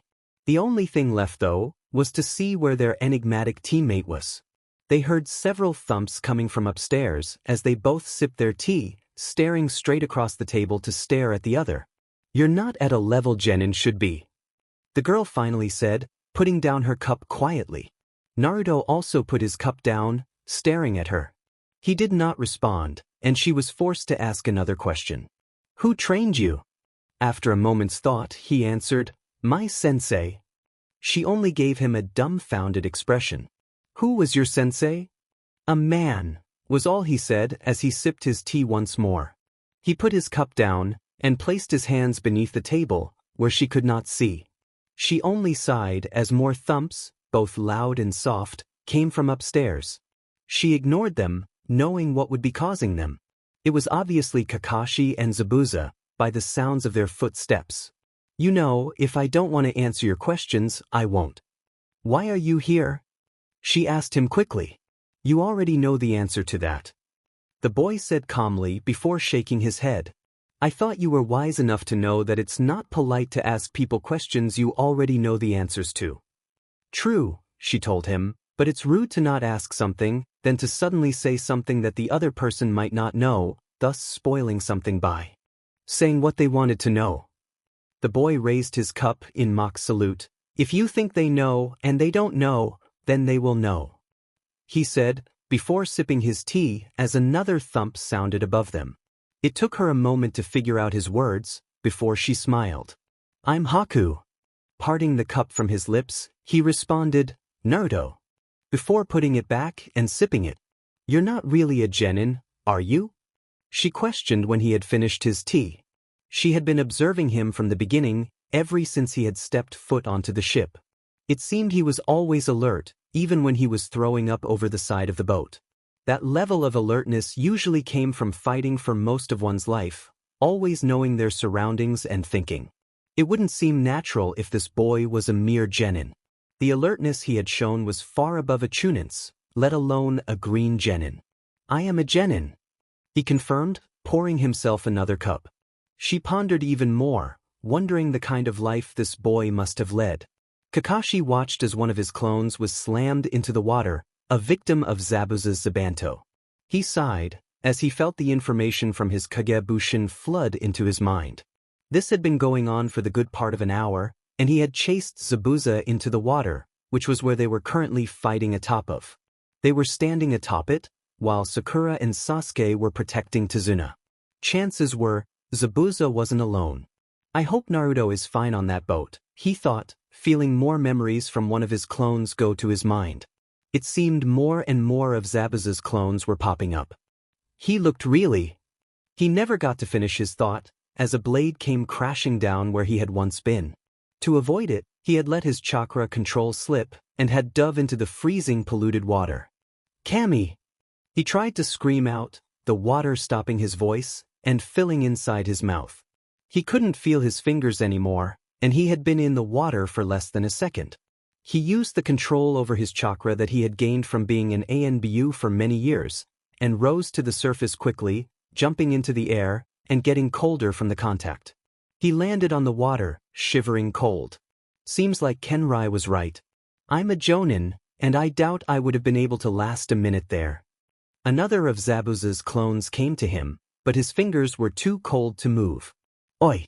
he shouted to one of his clones, who left the clone it had been battling, to jump in front of clone charging him. It disappeared into a puff of smoke, and Kakashi suddenly knew how many more of Zabuza's clones were left. "There's 5 more of you guys," HW whispered under his breath, jumping and kicking out in front of him, taking out the Mizubushin as it ran through the smoke of his clone. He moved his hands as much as he could, trying to get as much warmth in them as possible, as he swung his arm like a hammer, hitting a Mizubushin in the back, who had been facing off against one of his clones. His clone suddenly puffed into smoke in front of him, as he received a kick to the stomach. He flew back a couple feet, sliding across the waters. Maybe I should have done more training when I learned I would actually be training a genin team and taking them on missions. 2 Zabuza clones came running at him, swing their blades from side to side, using them as a sort of buffer to get them moving faster. He was starting to feel some movement in his fingers, and that might have been all he needed. He moved his hands intricately, starting his fingers out in a long and complicated pattern. The clones stopped, and another Zabuza came from the fog, this one Kakashi guessed being the real one. They stood there on the water, watching and waiting as Kakashi was doing his seals. Instinct told them to move, while curiosity made them stay. It seemed the man was running through every seal known, at an extremely fast pace. Kakashi's fingers were starting to tire, after making another seal for the 12th time. The key to this jutsu was to make your opponent think it was really long, when in actuality, it wasn't. It was just random seals with no chakra connecting them in between. 4 high-level jutsu, not many people checked to see if their owner was even adding chakra to it. They just assumed they were, or else they wouldn't be making that many seals. For the last part, he added chakra to it, making his jutsu complete. Keton, Ninsho Hanabi. Fire release, burning firework. He cried out, putting his fingers to his mouth and blowing. The Zabuza clones and Zabuza heard the name of the jutsu and quickly jumped out of the way, expecting to see some extravagant fire jutsu come from the man's mouth. Instead, they were treated to a small flame, coming from the man's mouth and going onto palms. Kakashi sighed, as his hands were warmed. It was going to be over soon. While the Zabuza clones were still in shock, he threw 2 kunai at them, each of them hitting one in the chest, and causing them to disappear into the water.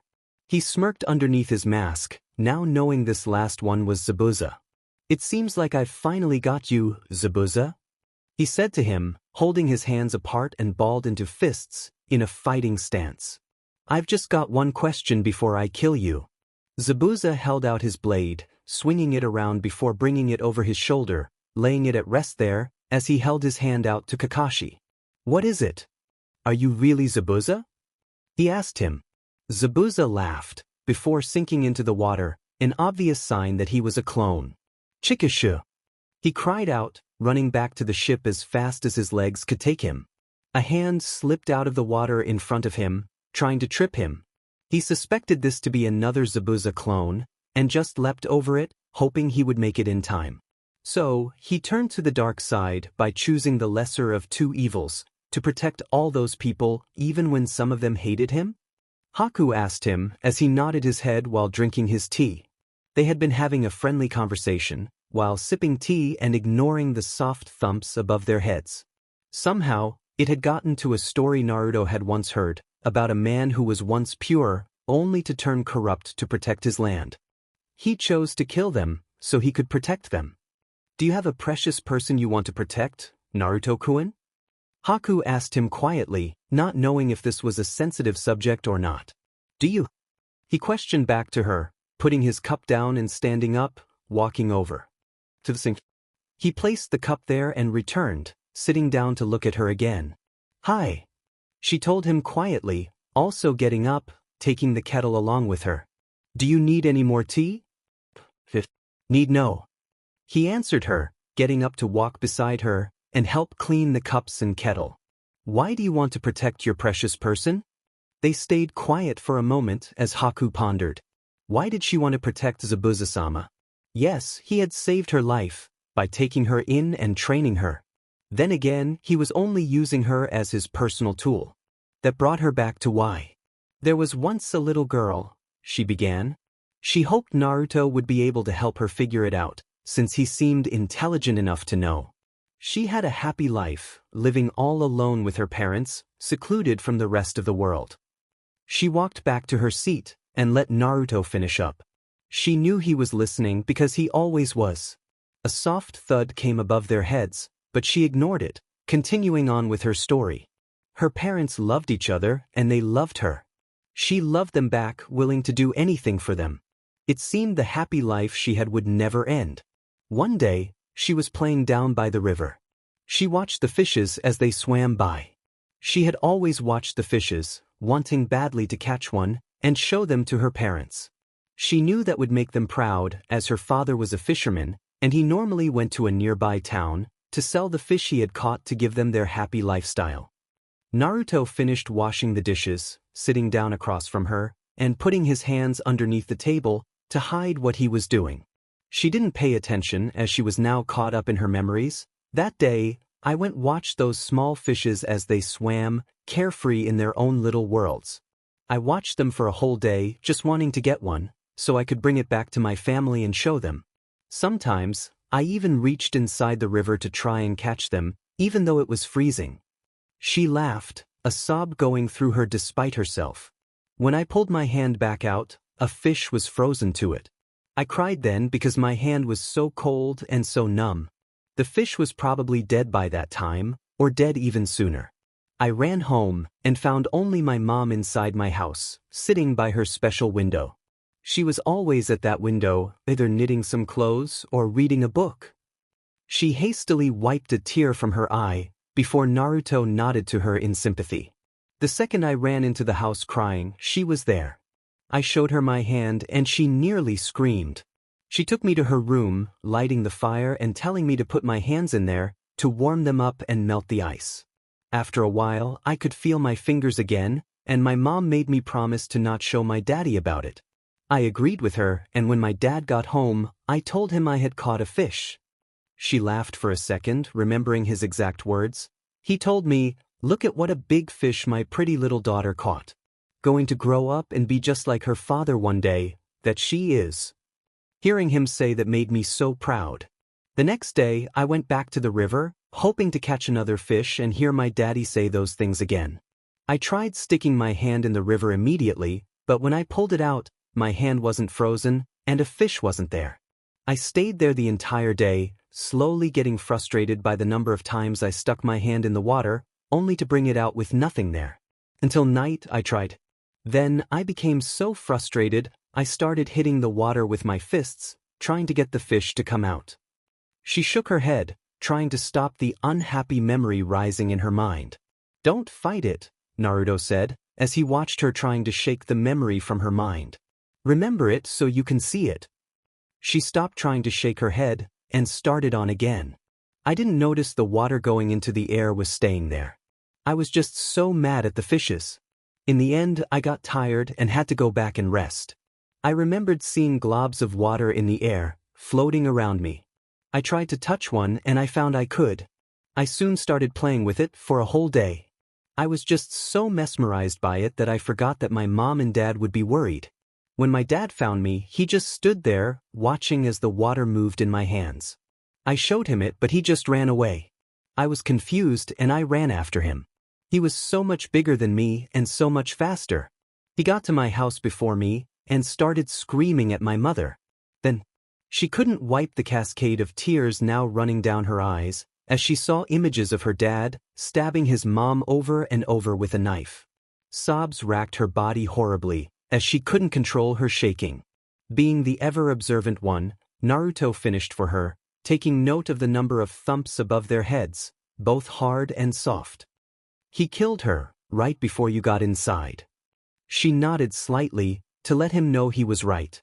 "You were angry, and he explained what I assumed to be your bloodline to you. The most logical thing that might have happened next was he tried to kill you." He looked at her sobbing form as she shook violently. He sighed in his mind. She was acting just like them when remembering something bad, before he taught them control and how to let go. "It must have failed since you're here now." "Hi," she stuttered, bringing a shaking hand to her eyes and wiping at her face. She was embarrassed now. She had lost control in front of a person. Ichi told me about my bloodline, and how my mom was the why I had it. Ichi said if he had known, he would have killed her, instead of fathering a demon like me. He tried coming to me and he got me, right into my stomach. She lifted her shirt slightly, to show Naruto the scar on her stomach, which was fairly old. I killed him on accident, my bloodline freezing him. Naruto nodded in understanding. That was natural, killing someone because they were trying to kill you. After all, it had happened to him multiple times. Then you stumbled outside in the cold weather. Eventually you were found by your precious person, and they helped you heal, and rescued you. Haku nodded, as Naruto handed her a cup of tea, which he had apparently brewed when he had been standing. "Is that your precious person?" "Hi." She nodded, and sipped her tea, feeling better as the warm feeling slipped down her throat. "Don't lie," he said to her bluntly, more thumps from upstairs. She spat out the tea she had in her mouth in shock. "Excuse me?" "Don't lie," he repeated, facing her and lowering his sunglasses. She gasped, looking into his cold reversed eyes. The eyes of someone knowing and powerful. "That person is not someone you call precious," he told her, taking the glasses completely off and stowing them in his overcoat. "The person that saved you, what did he want to do afterwards?" Haku answered him immediately. "He told me to become his tool." "You do not really consider that man a precious person?" He is just someone who saved your life, in return for it. The precious person is someone you are willing to die to protect. This person who saved your life, are you willing to die for him? Hi. On your own free will? He questioned her, his eyes boring down on her. She thought for a moment, before answering truthfully. No.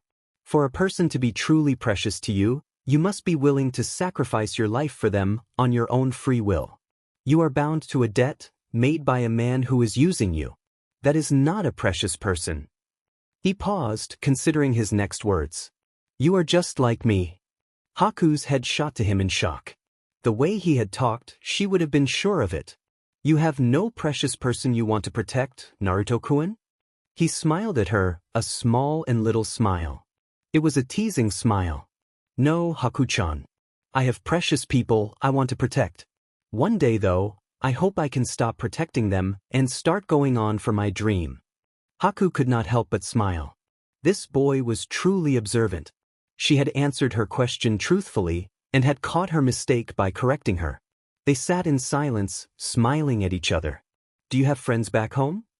Haku asked him suddenly, breaking the silence. The smile on Naruto's face was quickly replaced by his normal apathetic-looking expression. Haku mentally groaned. It seemed her question had treaded on dangerous ground. Once, he whispered, going off into a faraway place. He placed his sunglasses back on the bridge of his nose, covering his eyes. Now all I have are rivals and acquaintances. Haku was just about to ask another question, before a loud thud came from upstairs. She looked worriedly at Naruto. That one would be impossible to ignore. Naruto walked over to one of the corners of the kitchen, appearing like a random spot. Haku followed him, curious as to what he was going to do. Did you know, Haku-chan, he started, that every person's footstep is different, based on what they do? Haku began, before Naruto cut her off. The thumps upstairs were now getting closer, starting from the opposite end of the room, coming nearer to where they were. For example, people like Kakashi-sensei have heavy footsteps. Even though he is a ninja, he does not specialize in assassination. His forte is combat, and as such he does not need to worry about being quiet with his steps, as all he was trained to do was fight. When he does go on assassination missions, he has to consciously lessen the impact of his steps, so as to not make noise. He looked up, staring at the top of the ceiling as more footsteps sounded above. Haku also listened closely, hearing what the boy was talking about. Those heavy steps had stopped above them.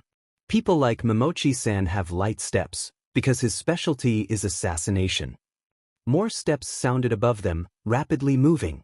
Haku got over her shock of hearing her say her sensei's name, before she listened. The steps moving above them were heavy, made by the person Naruto had called Kakashi. Underneath them, however, she heard softer and light steps, made by her master, Zabuza. They suddenly disappeared, and Naruto spoke. Risk your life, Haku-chan, and see if you can truly count him among your precious people. He raised his arms above his head, pointing straight up.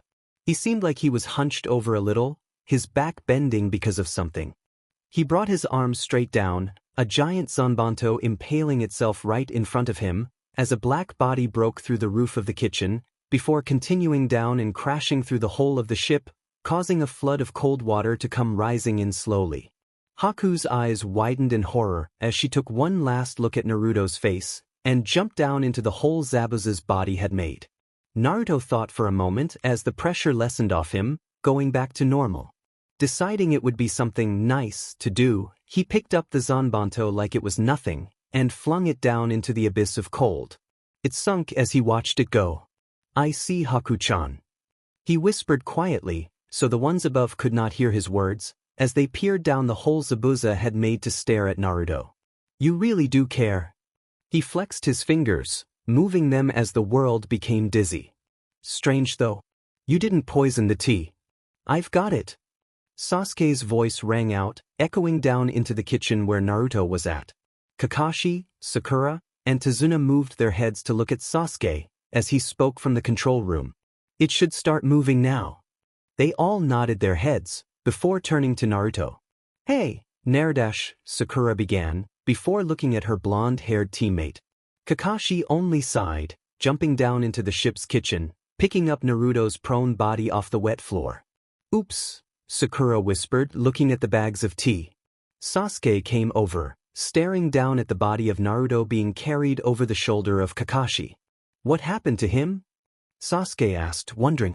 "I think I accidentally told Naruto-kun to take some sleeping drags."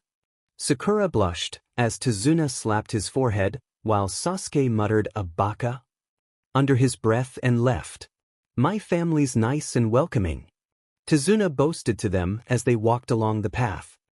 "They know I'm supposed to be coming, and they're probably waiting outside. My daughter might have already cooked dinner, and we might have already cooked dinner, and she's a great cook." Naruto had woken only a few minutes after having been knocked unconscious. Sakura had apologized profusely to him, to which he only told her to pay more attention next time, with a barely noticeable hint of anger.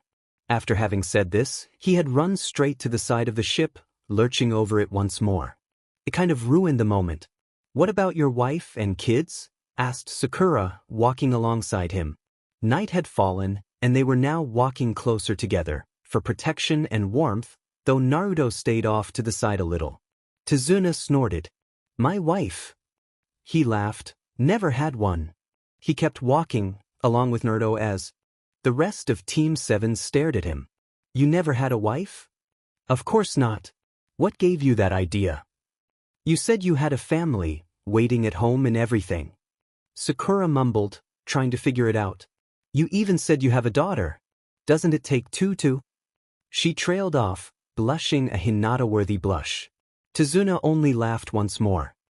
"Tsunami? No, she's adopted." They could see a light near the house, and two shadowy figures standing in front of it, waving. Tsunami ran up to them, hugging the taller one, as the shorter one watched. Tsunami let go of the woman, and Team 7 could now see her. Her clothing looked simple and plain, but that only added to her beauty.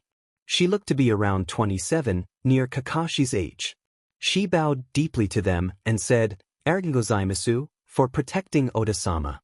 "I'm Tsunami, Tsuna's daughter." She bowed deeply once more, as Tsunami scratched the back of his head.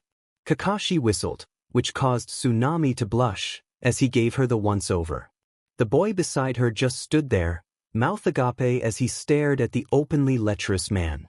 Kakashi turned his head to Tsunami, asking, "Where did you find her, and where can I get one?"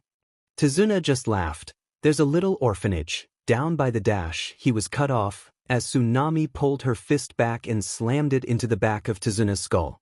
Kakashi's eye widened, as Tsunami came back up, holding a bump on his head. He bowed to Tsunami, saying, "Sumimasen," in fear of her strength. He had avoided getting hit by women for many years, but he didn't think he would be able to stop this. "It's okay." She winked at him. "It's not every day a handsome man says that to someone like me." They both laughed, a little joke between them. Sakura looked at them both in embarrassment, not knowing how to react. Both Sasuke and Naruto were looking at the scene with apathy, though Sasuke had a small twinkle of amusement in his eyes. The boy beside Tsunami seethed, as Tsunami recovered. "Tsunami, Inari, this is Team 7. He gestured at them, pointing them one at a time as he introduced them. "That is their Jonin sensei, Hatake Kakashi. The blonde-haired boy over there is Uzumaki Naruto. The kid with the ducks but on his hair is Uchiha Sasuke, and the girl beside them with the unusual hair color is Haruno Sakura." They each bowed in turn as they were introduced. "Why don't we get out of this cold and dash? You don't know anything about what it's like here," Inari said to them, his voice filled with rage. "You don't know what it's like being like this." "Inari," Tsunami warned him, looking over the doorway to where he had gone. Tsunami had already gone inside, to probably get dinner. "It's nothing like it is here than it is in your stupid ninja village." He yelled at them, picking up a rock from the ground and throwing it.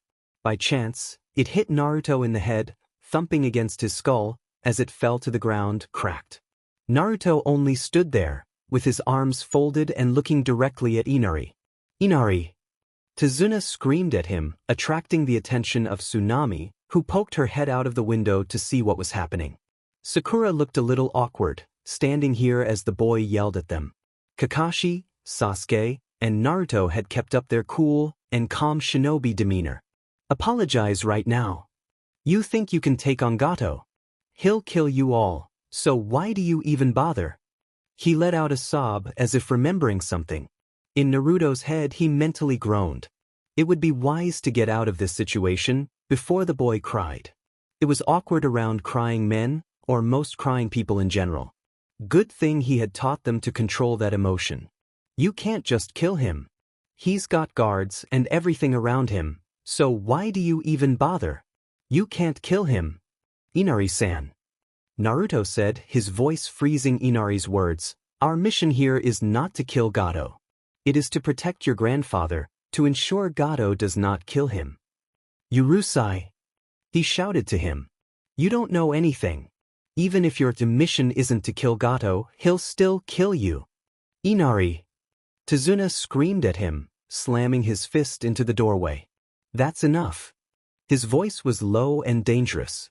It seemed like telling off the blonde-haired boy struck a nerve in Tazuna, who was still remembering the first time he had seen him. No, Inari said, the voice the same as his grandfather's. He turned to Naruto, pointing a finger at him. You don't know what it's like to be poor, having to work for everything you've got. You have no idea the difficulties of having to live like this, having a wave of oppression always hanging over you, keeping you down. Inari looked over his clothes, noting them. You probably just dress like that to gain sympathy from your ninja village. You're probably really rich and live a nice, happy life, with no one to care for in this world, and never having to worry about your problems. People like you make me sick. He gathered spit in his mouth and launched it at Naruto, landing right by his feet. Tazuna was about to scream more at Inari, but Naruto cut him off, holding one of his hands out in a choking position. With his other hand he reached towards his face, pulling off his sunglasses for the second time that day. Inari froze, staring deep into his face. His entire face was narrowed in anger, the muscles on his face becoming more defined. Inari started shivering not because of the cold, but because of the man, looking at him the eyes and body of a real killer. Kakashi ran forward, knowing the extent of the damage Naruto's Kekkai Genkai could cause. Sasuke and Sakura also ran forward, knowing what Naruto could do. Tazuna and Tsunami were looking confused, but instinctively knew that Inari was in danger. As Kakashi was running to Naruto, the blonde-haired boy raised the hand that held his glasses, a gust of wind sweeping past him. Only by using his chakra to stick to the ground was he able to not move. Sasuke and Sakura were not that lucky, as they were soon blown back, slamming into the ground. Kakashi gasped for breath for a second, the wind not allowing him to breathe correctly. Naruto's hands slowly clenched together as he felt the pressure. Inari struggled to breathe as he felt something wrapping around his throat, like a collar being tightened. He felt himself rising in the air as he gasped for breath. You should learn Gaki. Naruto's voice was mercilessly cold, biting into Inari's mind, his words sinking themselves into his thoughts and echoing around in his head. They seemed terrible, for every syllable that Naruto spoke was like facing death. This man, he was a man who had been with death all his life and knew how to introduce people to it. To choose what you say before you say it. The pressure around Inari's neck lessened as he fell to the ground. The gale pushing Kakashi back went down, and he could move now. Tsunami and Tazuna had run out of the house, each of them scolding Inari, who was still on the ground gasping for breath. Sakura and Sasuke had gotten up to see Naruto walking away, pulling his glasses back on. Wait, Naruto-kun, cried Sakura, running after the blonde. He just raised his hand, not doing anything with it. He just left it there, raising it. It was enough of a sign for Sakura, however, to know that she shouldn't bother him. I'll be back tomorrow, he said coldly, vanishing into the darkness of the forest, leaving a group of onlookers and one curious boy. Dinner was eaten in silence as they sat around the table, quiet as the night. Inari sat closest to the door, still recovering from the berating that Tazuna and Tsunami had given him. They had screamed at him for minutes, sometimes hitting him over the head to show their point. The remainder of Team 7 had watched this, all standing there awkwardly as they watched the two older people yelling at the young boy, who was on the ground, clawing at his throat, trying to get breath down his windpipe. Soon after they had stopped screaming at Inari, they had awkwardly apologized, before going back inside to eat dinner. Which was why they were quiet now. Kakashi-sensei? Sakura asked from her seat at the table. Kakashi was seated right next to Tsunami, with Inari right beside her. Tazuna was on the other side of Inari, with an empty chair reserved for Naruto by him. Sasuke was in the next chair over, eating his food in small mouthfuls. What about Naruto? He sighed, dropping his spoon and looking at her. Go find him and tell him it's time to eat, he told her. She nodded, made to stand. Inari's voice stopped her. Wait, he said quietly, putting his spoon fork down and standing. You can stay here and eat. I'll find Uzumaki-san. He started moving to the door. Tsunami shot him a warning look as he opened the door. Don't do anything you'll regret, Inari-kun. I won't feel sorry for you if you say something and Uzumaki-san hurts you. Inari nodded, saying, Hi, Okasama. I just want to apologize, he said, before stepping outside to find Naruto. Inari hid in the bushes, watching Naruto. He was neck-deep in a pond, his head laying on the bank and watching the sky. His clothes lay on a branch beside him, on a tree. They seemed a little wet, like they had recently been washed. The boy heard Naruto sigh, before he dunked his head into the water. Inari waited for him to come back up, but he did not. After a while, the young boy began to get worried. Oh crap, oh crap, oh crap. He muttered under his breath, his words getting louder every time. I can't apologize to a dead man, he screamed, nearly jumping out of the bushes to go to Naruto. Fortunately for him, Naruto had just popped up and he didn't expose himself then. He was waist-deep in water, but Naruto could clearly see the boy's back. It was practically made of muscles atop muscles, which would surely make any girl and some guys blush. That was not what Inari had staring at so intently though. His back was covered with scars, some looking to be around 5 years old and older. The longest and biggest one started on his right shoulder, going all the way down to his left hip. Naruto turned, facing Inari. There were not as many scars in the front, but the muscles were still there. He walked up, showing off the boy's strong physique.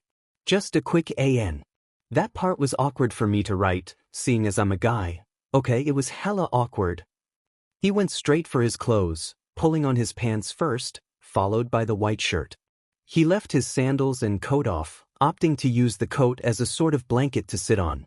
He looked up towards the sky, letting a despairing sigh escape his lips. Inari-san.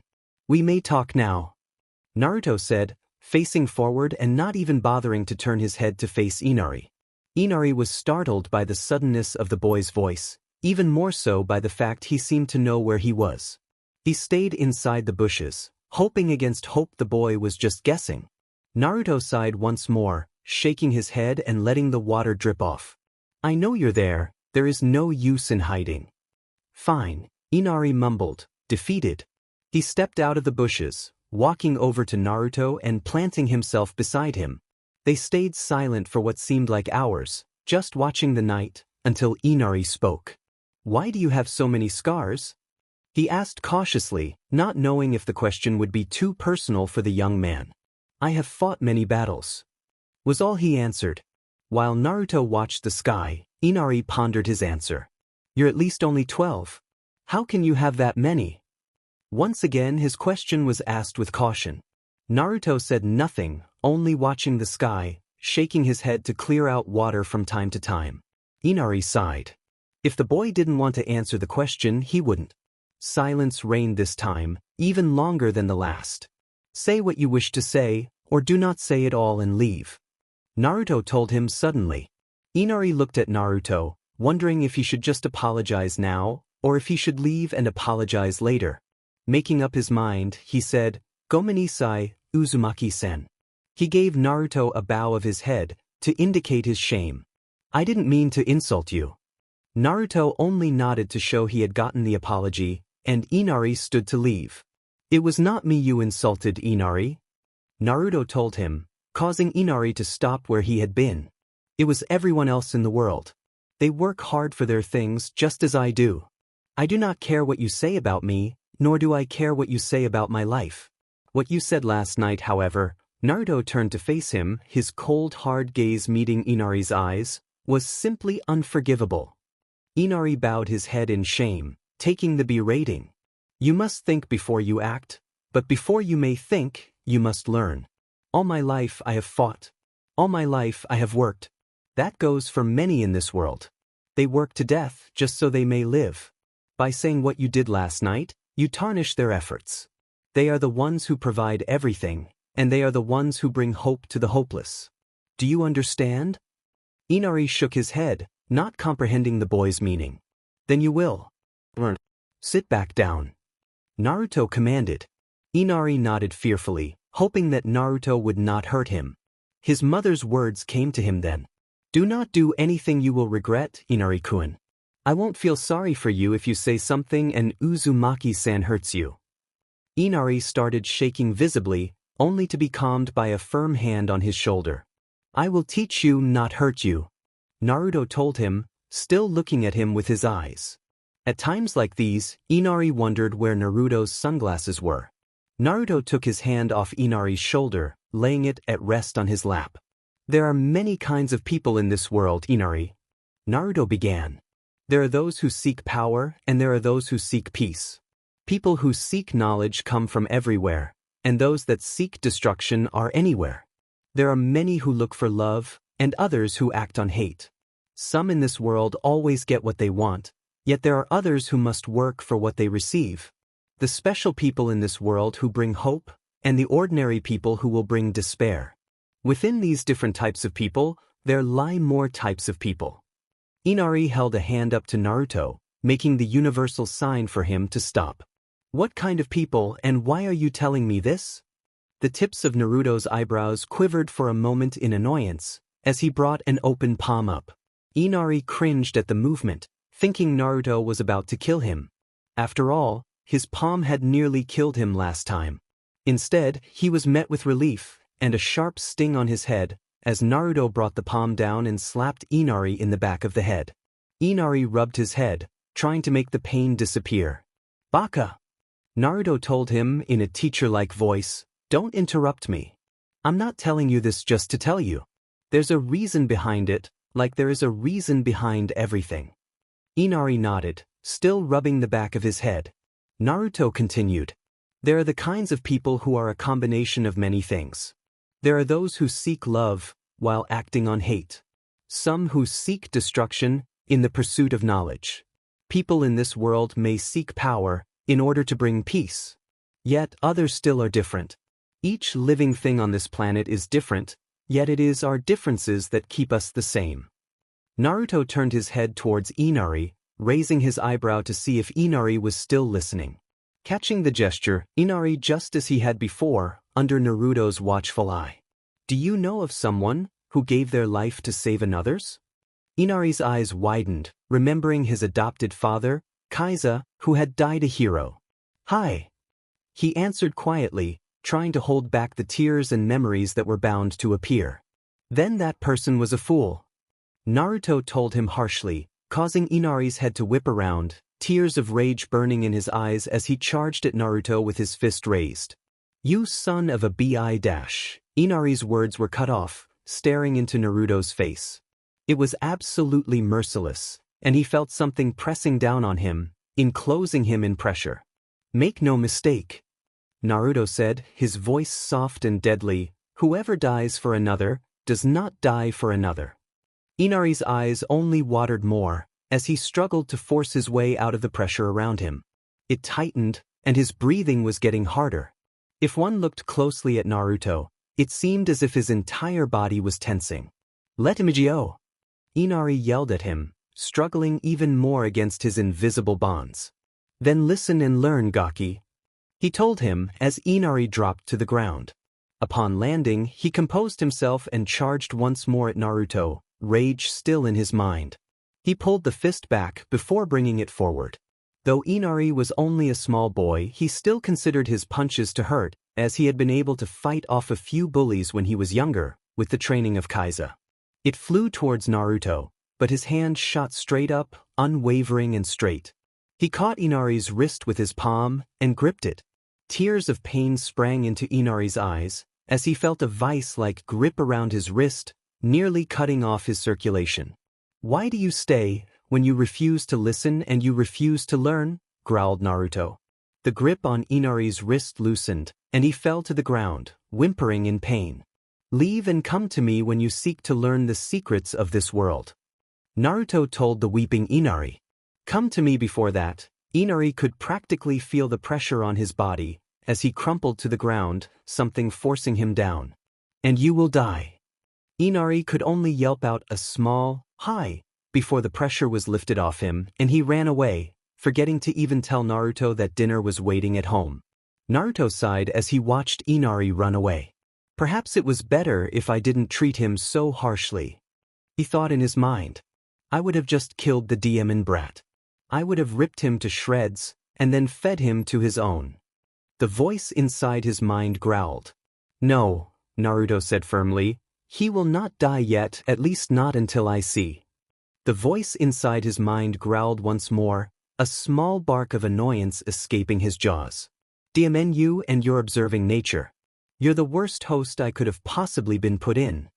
"Yes, I would consider it so," Naruto replied dryly in his mind. "It goes well with the fact you're the worst possible demon that could have been contained within me. I hate you."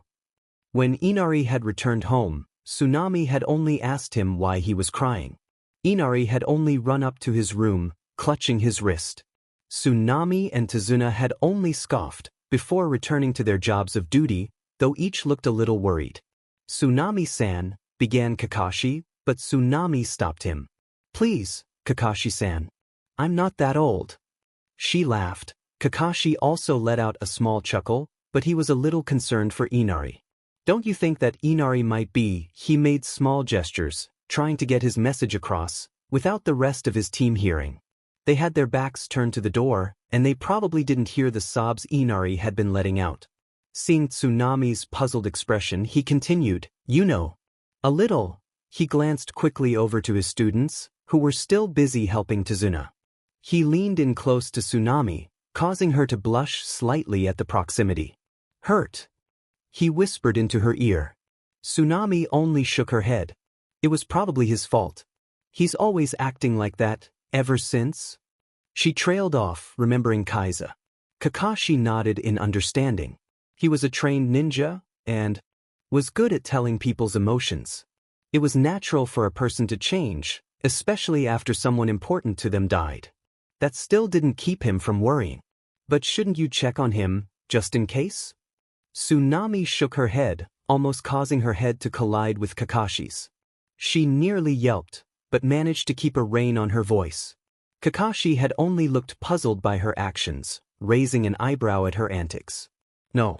He has to learn from this, and I think Uzumaki-san would be a great teacher. If the boy doesn't kill him first," responded Kakashi, turning his head to face the stairway. Looking up the stairs to where Inari had gone. He shook his head silently, turning back to face the two remaining members of his team. "Wake up early tomorrow, and meet me by the forest outside Tazuna-san's house. We're going to be doing some training."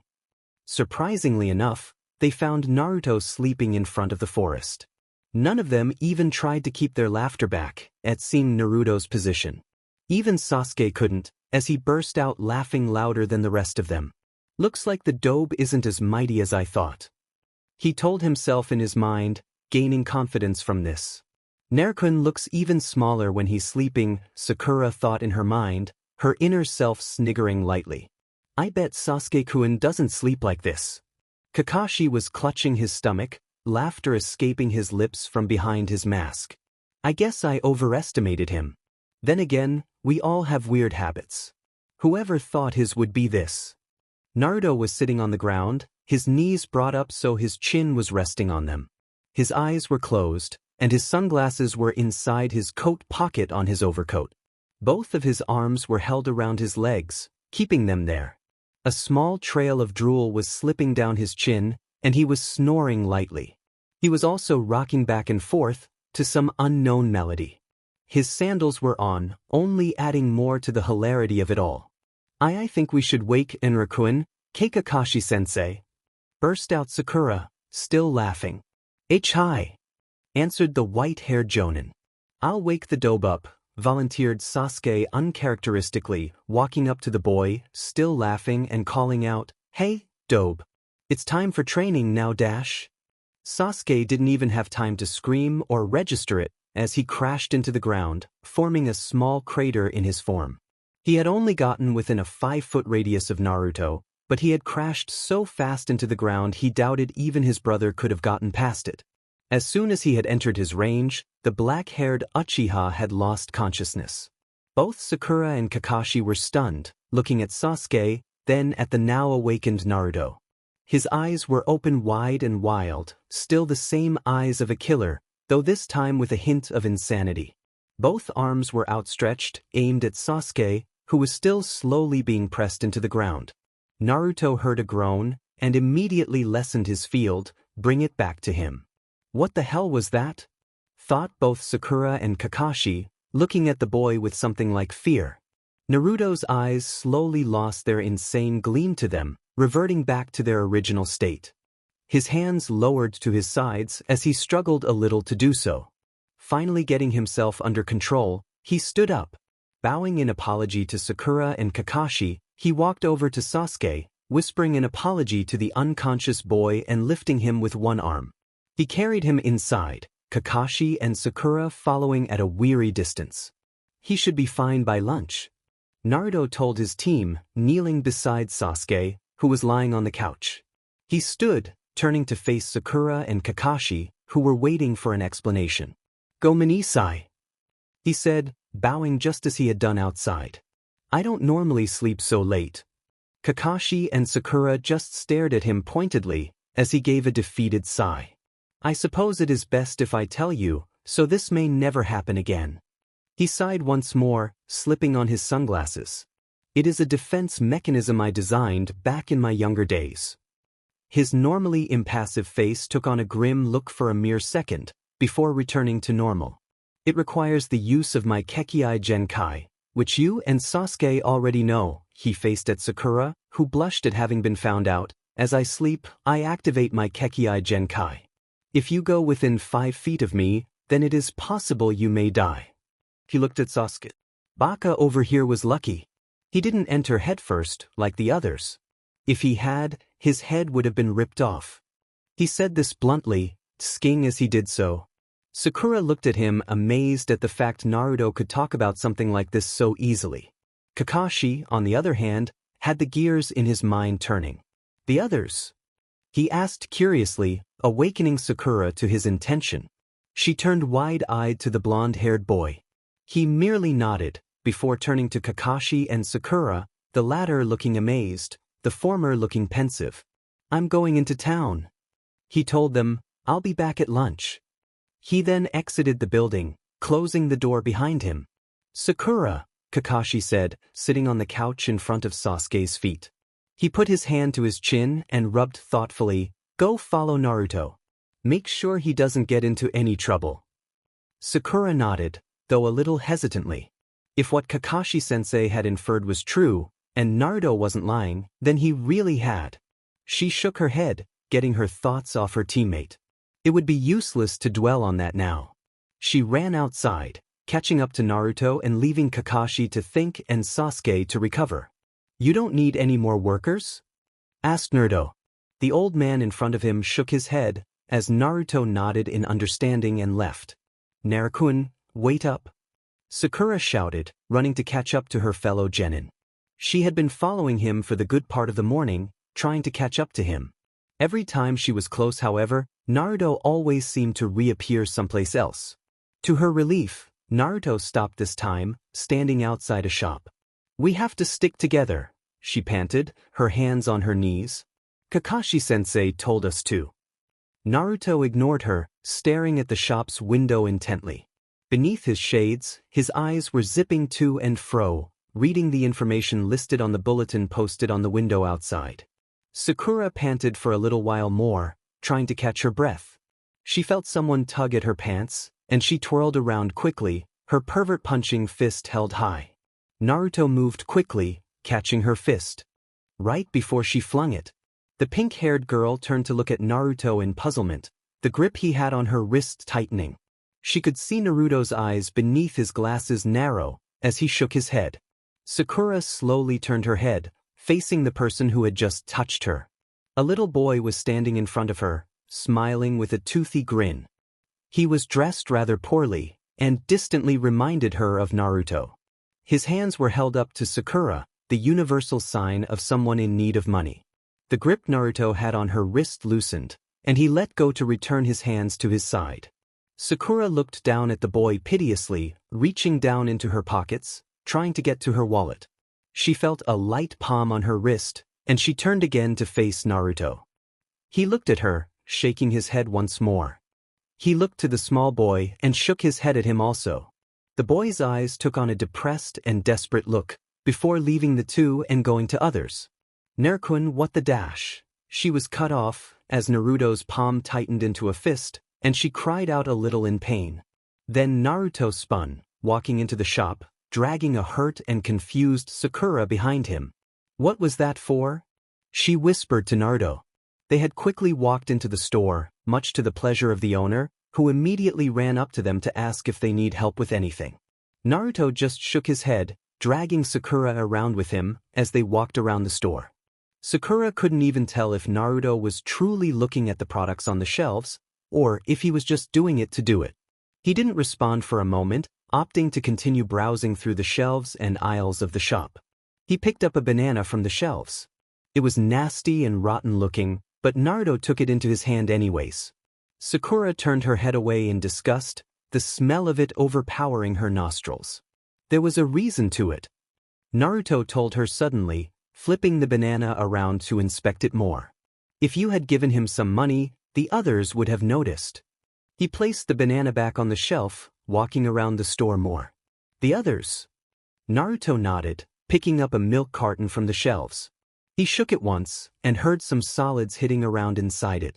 Sakura looked at the expiration date on the carton, and had to hold back a gasp. The milk was probably a couple of months past its expiration date, but the owner still had it on the shelves. There were more people on that street looking for money. If you had given that one boy money, more would have come, asking for more. If you gave them money, you would soon run out, and leave the rest of them with nothing, while leaving others with some. Sakura waited for the boy to explain more, as he placed the milk where he had found it and continued walking. If you leave some with something and others with nothing, the others would become spiteful and jealous of those people. They would hunt them down and beat them for their money. It would be the same with you giving that one boy the money, except with more severe consequences. He would probably die, as the others took away the small amount of whatever you gave him. But isn't it a ninja's job to always help those in need? Asked Sakura. Aren't we breaking our own rules then? Naruto chuckled a bit, stopping at a shelf lined with apples. Each of them was rotten, and flies swarmed around them. He picked one up, juices running down his fingers. Sakura shivered at his chuckle. It wasn't meant to convey amusement, or to show that he found it funny. It was more like a knowing laugh, like he knew that Sakura would have said that. We are not samurai, Haruno-san. We did not go by rules and we do not play fairly. He threw the apple into the air, and watched its slow descent. It fell down, and Naruto's hand shot out quickly. It slammed into the apple, causing pieces of it to go flying all around the area. The owner of the store, who had been watching them intently, now looked at them in dismay. Naruto only gave a small thoughtful sound as he walked onwards, towards the store owner. Besides, you cannot help one without scorning another. If you cannot help everyone, then you shouldn't help anyone. Go outside and wait for me, Haruno-san. He ordered her, his hand slipping down past her. She felt his hand brush against her in an awkward place, and blushed heavily. Naruto then pushed her towards the door as she followed his order. Naruto watched her go, and waited until he was out of the door. Then he took off his sunglasses and stared directly at the owner as he walked forward. The shopkeeper's eyes widened as he backed as far as he could away from Naruto. The boy's eyes were just so cold and looked like he was about to kill the man. He didn't even notice the fact his eyes were reversed or anything. Get away from me! He shouted fearfully, his back hitting the wall. He picked up a broom, holding it at Naruto over the counter. "Stay away." Naruto only sighed, placing something square and pink on the counter. He then leaned in close to the man, over the counter. "Use that and get some help," he whispered, causing the man to shift his eyesight down to the counter to look at the object he had placed on the table. His eyes slowly fell out of their fearful state, now only showing shock and glee. "Go to the last house on the left on Elm Street, and walk 1,000 miles south till you see it. You will know what it is when you see it. From there, walk to the west until you get there. Take what you need, and be sure to tell others about it." 1,000 miles? He asked slowly, shock seeping into his voice. "I don't think wave goes south for 1,000 miles. And what are you talking about?" Naruto looked confused for a moment, not understanding. Suddenly, his eyes went wide as he realized his mistake. "Sumimasen." He bowed sheepishly, uncharacteristic of his cold, hard eyes. "I meant 10 miles. The place will be able to help you and any others." The man sighed in relief as he heard his words, and Naruto walked away. Naruto and Sakura walked on in silence beside each other, down the dusty path that led to Tazuna's house. They could smell the sea beside them, and a nice breeze blew past. Soon after Naruto had exited the store, they had started out on the path, estimating they would arrive at Tazuna's house exactly at lunch. "Hey, Naruto," Sakura said, remembering what had happened inside the store. Soon after she had left, she decided to ignore the contact from Naruto. After all, she was pretty attractive. "How do you know all that stuff? Do you study or something?" Naruto did not respond for a while, continuing down the path in silence. "I observe and I learn. That is how one experiences life," he told her quietly, his hands shifting into his pockets and his head tilted down as he walked. "You experience life by watching it?" Sakura asked him confused. When he nodded his head, it only served to confuse her more. "Time is a beach," he told her bluntly. "It is unrelenting, unstoppable in its force. It is always present, and nothing humankind can do will stop it. Our lives on this planet are a testament to that. The person cannot experience everything, so they watch. By watching, you also experience, and you learn." "Wow," Sakura muttered dumbly. It seemed like Naruto was speaking more and more these days, though almost every time he spoke, he was somehow able to make it seem longer and even more confusing. They did not speak until reaching Tazuna's house. Waiting outside was an eye-smiling Kakashi and a scowling Sasuke. The dark-haired boy's scowl only deepened as he saw Naruto approaching. They stopped before the two. "Sasuke-kun," yelled Sakura, running over to Sasuke and smiling right in his face. "You're okay." Her arms spread, and she wrapped them around Sasuke. "Dobe," growled Sasuke over Sakura's shoulders, completely ignoring the pink-haired girl.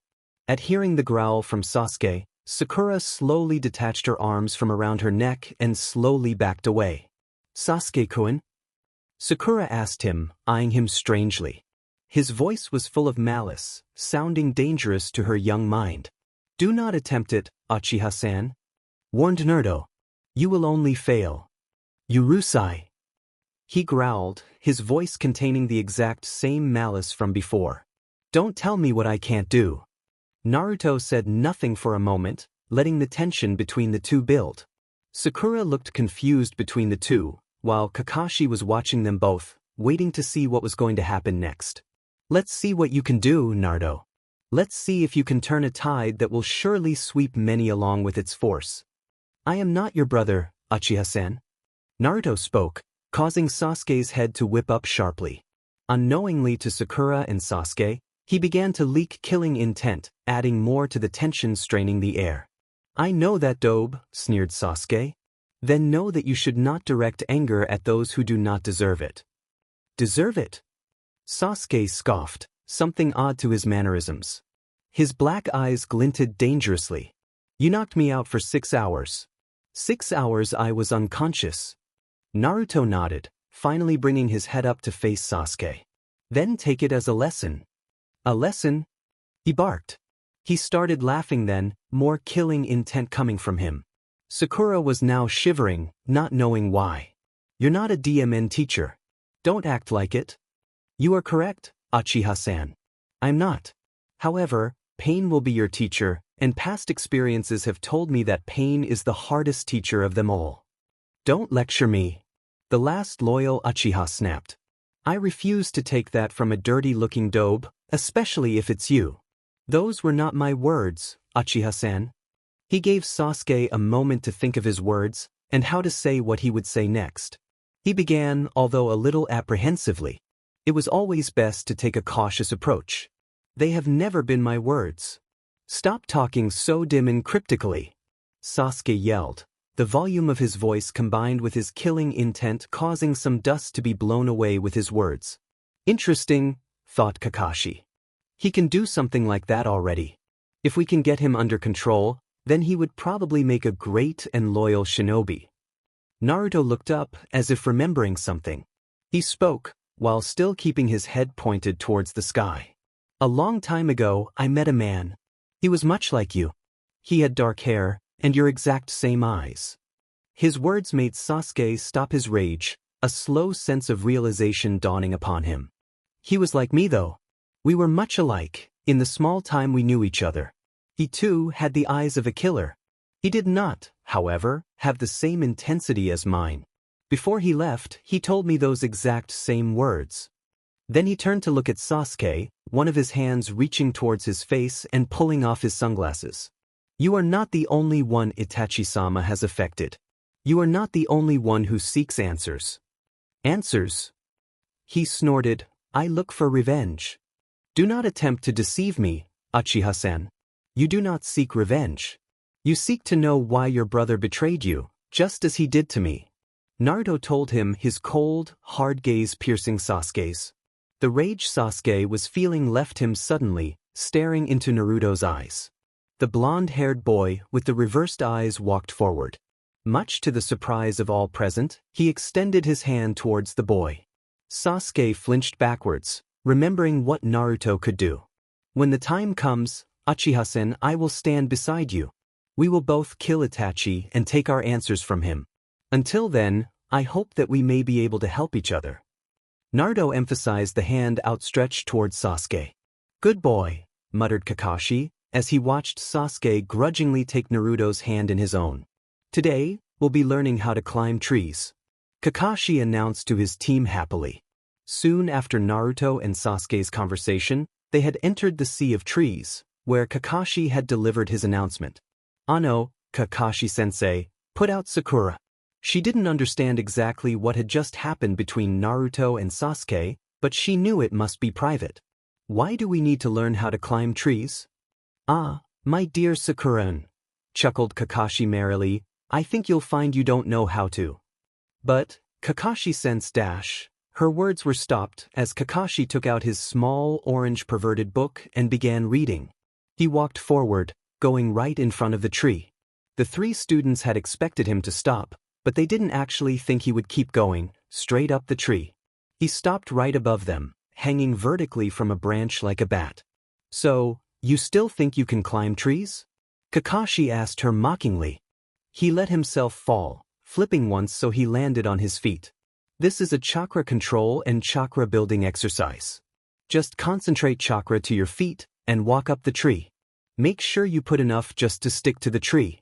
Too little and you'll fall. Too much and you'll be blown off it, or just blow through the tree. He pulled 3 kunai from his pouch, throwing them at the feet of his students, who picked them up. Use those to mark your progress. He waited for one of his students to try, but none of them did. He made a wild gesture to the trees, motioning them to go forward. Go on. I'll be staying here to watch and to correct you if you do something wrong. The 3 genin nodded. Each walked to a tree, looking at the others. Naruto gave the motion for to go first, which Sasuke seconded. Wanting to impress her Sasuke-kun, she ran back a little. Aiming for the tree, she pumped as much energy into her legs and ran full sprint at the tree. She lifted her leg, and nearly yelled in success when she felt herself stick. Making sure not to break her concentration, she ran up the tree, nearly making it to the top. She made a nice cut near the top, the kunai easily slicing through the wood. Sakura fell back down, landing gracefully on the floor. That was easier than I thought. She told the others honestly. Sasuke nodded. If she could do it, why couldn't he? He followed the exact same steps as Sakura, and made it almost halfway before losing concentration and falling back down. The remaining members of Team 7 looked to Naruto, who had yet to try. He took a deep breath, walking back a little way from the tree. He examined the tree in front of him. He ran forward, as fast as he could. The rest of the team watched in bated breath, as Naruto ran at the tree, prepared to climb it. They expected many things from the boy. They just never expected him to fail. "Hurry up, Naruto!" shouted the green-haired boy in front of him. Naruto's face remained passive, though his killing eyes were still set. "I don't think we should," the two boys' companion said. Her eyes were downcast, yet still held the distinctive coldness and death that was present in their eyes. "We might get in trouble." Naruto turned to face her, his 4-year-old eyes analyzing her behind black-tinted glasses. She was small and petite, a kimono adorned on her body. Her gray eyes stared at him under a coolie hat, with small tufts of white hair coming out from underneath. "Come on, Miharuhime," his green-haired companion said. "Who cares if we get in trouble? They know they can't do anything to hurt us." Naruto nodded in agreement. He was the quiet one of the three, almost never speaking out. He was also the smallest. "But Naruto-kun, Kyushi-kun," protested Miharu. "They'll be angry with us." "Then let them be angry at us," shouted Kyushi boldly. Naruto placed a small hand on his friend's shoulder, shaking his head. He then held one finger up and then pointed it over to the rocky outcrop. "One at a time?" Kyushi asked him, years of friendship enabling him to know what he meant by one finger up. Naruto nodded, then held two up and pointed to his eyes. "Two at watch." Naruto nodded and pointed to Kyushi, then Miharu and lastly at himself. His two friends nodded, though Miharu did so reluctantly. The sounds of brawling started, and Kyushi ran over eagerly, leaving Miharu and Naruto to stand watched. "Why do you always go along with Kyushi-kun's schemes, Naruto-kun?" Miharu asked him. Naruto looked to the sky as if daydreaming and said, "You two are the only friends I'll have. I'd rather have 2 friends in this lifetime than none at all. But there's still the chance you could lose me," Miharu said almost shyly. Naruto shrugged, something uncharacteristic of him. "At least I'd still have one." He dodged another explosion, his eyes darting back and forth in a calm manner. His sunglasses were nowhere to be found, and his coat was laying somewhere else, discarded in the battle. The haze around them was cold, a product of Zabuza's jutsu, which the eyebrowless man had not dispelled yet. Behind him stood Kakashi, who was panting and sweating, and Tsunami, who was looking around worriedly. Kakashi had far less wounds than Naruto, but he was still bleeding heavily, due to the fact he didn't have a demonic fox in him constantly using its chakra to speed up your healing, and he was the one protecting Tsunami. "Naruto," Kakashi panted. "Do you know this guy?" "Hi," Naruto responded, his voice quiet, soft and deadly. It was his true voice, the voice he used so long ago, in the sands of the arena. Kakashi gave a grunt of pain, as another of the ice javelins made their way through his leg, impaling themselves on him. "Demon that Haku!" he shouted out, reaching down and yanking the javelin out before it would explode. He threw it to the side, as it soared through the air and exploded in a green flame. "Demon that Zabuza and demon that kid!" he yelled frustrated. "Don't lose your focus," Naruto reminded his sensei, as his hand shot up and caught an incoming ice javelin. He tossed it back to its source, and was rewarded with the sound of ice piercing flesh. My Naruto team," the familiar voice in the fog said, chuckling merrily. "Your aim seems to have gotten worse these years." From the mist, Sasuke's body dropped, the javelin impaled through his shoulder. Naruto's eyes hardened even more, as he felt the pressure in the air around him change. He ran to Sasuke, pulling him over his back. He turned back to Kakashi, who had done the same to Tsunami. "I'll go first," he told him. "Follow and listen." Kakashi nodded, as Naruto set off at his fastest pace. Though Sasuke didn't seem heavy to him, the pressure weighing down on him was enough to slow his pace considerably. I can't let it up or else Sakura might be in trouble. He grit his teeth as he felt more pressure added onto him. If I put more on Sasuke, he might be in trouble too. I can tell his lungs are collapsed from his fight with Haku, and more pressure on him would kill him. He let a sigh escape his lips as he turned to Kakashi. We won't get out of here like this. He told him. Take Sasuke and head to land. I'll take care of them. But, protested Kakashi, but Naruto cut him off. I know his skills better than you do, so it makes me more suited to stay here and fight. He handed Sasuke to the reluctant Kakashi, and then turned to talk with Tsunami. This bridge will probably not survive what I'm about to do. Kakashi's eyes widened miraculously, and even the unconscious Sasuke had a slight reaction to his words. It's fine, Tsunami said tiredly. This bridge is replaceable, and after this, we can rebuild it. Naruto nodded and turned around, heading back to the center of the bridge. Be careful though, Tsunami called to him. He was unsure of what he was about to do, but the way he had said it made his plans seem somewhat suicidal. We can't rebuild. You.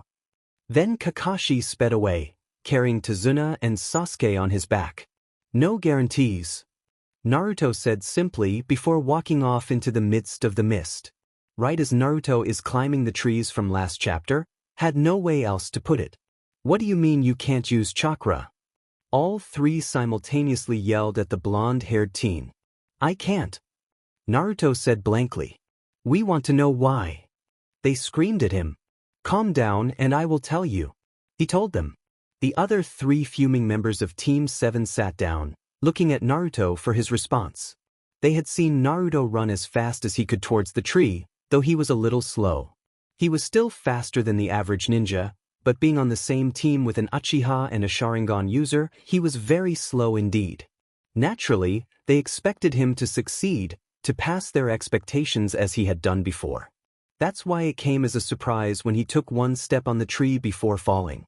His only excuse as he was brushing dirt off his clothes was, I can't use chakra. You all know of my bloodline, he started out bluntly. Sakura and Sasuke exchanged glances, wondering how he knew that. One hand went to his sunglasses, pulling them off swiftly. The two, less experienced shinobi couldn't help but shudder at Naruto's forbidding, death-filled eyes. Kakashi, on the other hand, knew that people could develop these kinds of eyes when they had seen death time and again. The only thing he was wondering was why they were on Naruto. The Ashigan is my Kekei Genkai. It is the pressing eye, the bloodline limit of my clan. I don't know where the rest of my clan is, and I know nothing about them. All I have ever known is that they passed this to me, and that I possess it now. Wait, interrupted Sasuke. Does that mean you don't know what clan you came from? Don't interrupt him, Sasuke, chastised Kakashi. Naruto, however, was already nodding his head.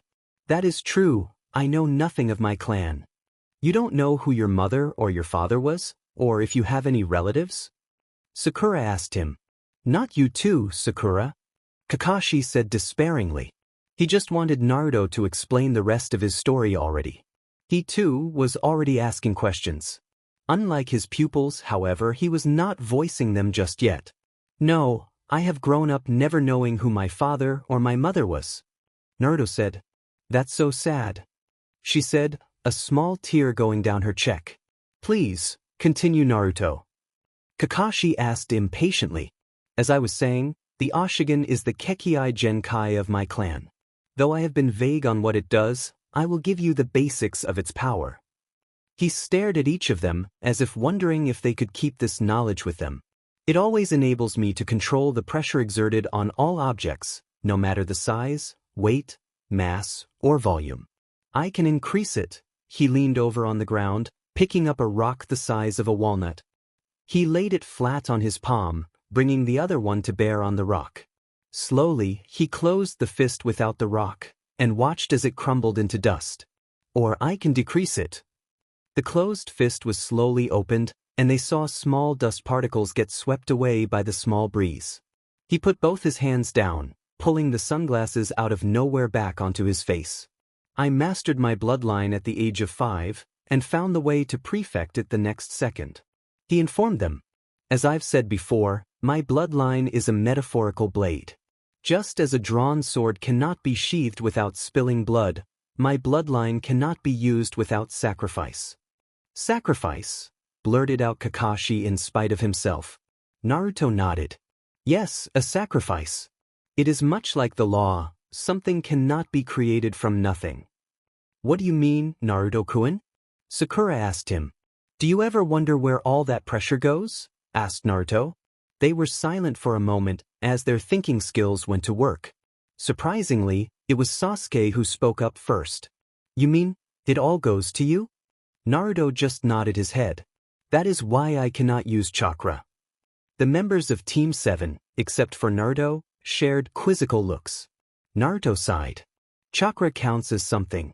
My bloodline is always active. That means there's always a constant pressure on me, as far more pressure than any living being. Added to the pressure I can on when actively using my bloodline, the chakra will not follow my commands and go towards me instead, explained the yellow-haired boy. Small O's and ahs escaped the lips of Team 7 as realization struck them. Then silence as each struggled to think of a way to fill it. At last, Sakura spoke. So, it's impossible for you to use chakra? She asked him. No, he answered. There is a state where all my chakra is available to me. He paused, as if wondering if he should continue. It is very dangerous for me to go to that level, just to use chakra. Does the state have a name? Put in Kakashi. I call it zero pressure. And Naruto lapsed into quiet, no more questions being directed towards him. Sasuke, Sakura, and Kakashi were processing this new information, trying to piece together all of what Naruto explained about his bloodline. You said you could lessen the pressure on something, right? Sasuke asked him slowly, a plan of sorts forming in his mind. You would need practice if you wish me to do that, Uchiha-san. Naruto replied, your body is used to performing under normal conditions. If I just lessen the pressure on you, you must learn perfect control. And that means chakra control too. Kakashi said suddenly, looking at the other two. Go back to your tree climbing exercises. He looked specifically at Sasuke. We can discuss strategy with Naruto later. Sasuke grudgingly went back to the trees, but Sakura stayed a little longer. What happens when you enter zero pressure, Naruto-kun? Sakura asked him worriedly. Naruto stared at her from behind his sunglasses, his emotions as unreadable as ever. He said, however, as serious as ever, mass destruction follows and I pay my dues.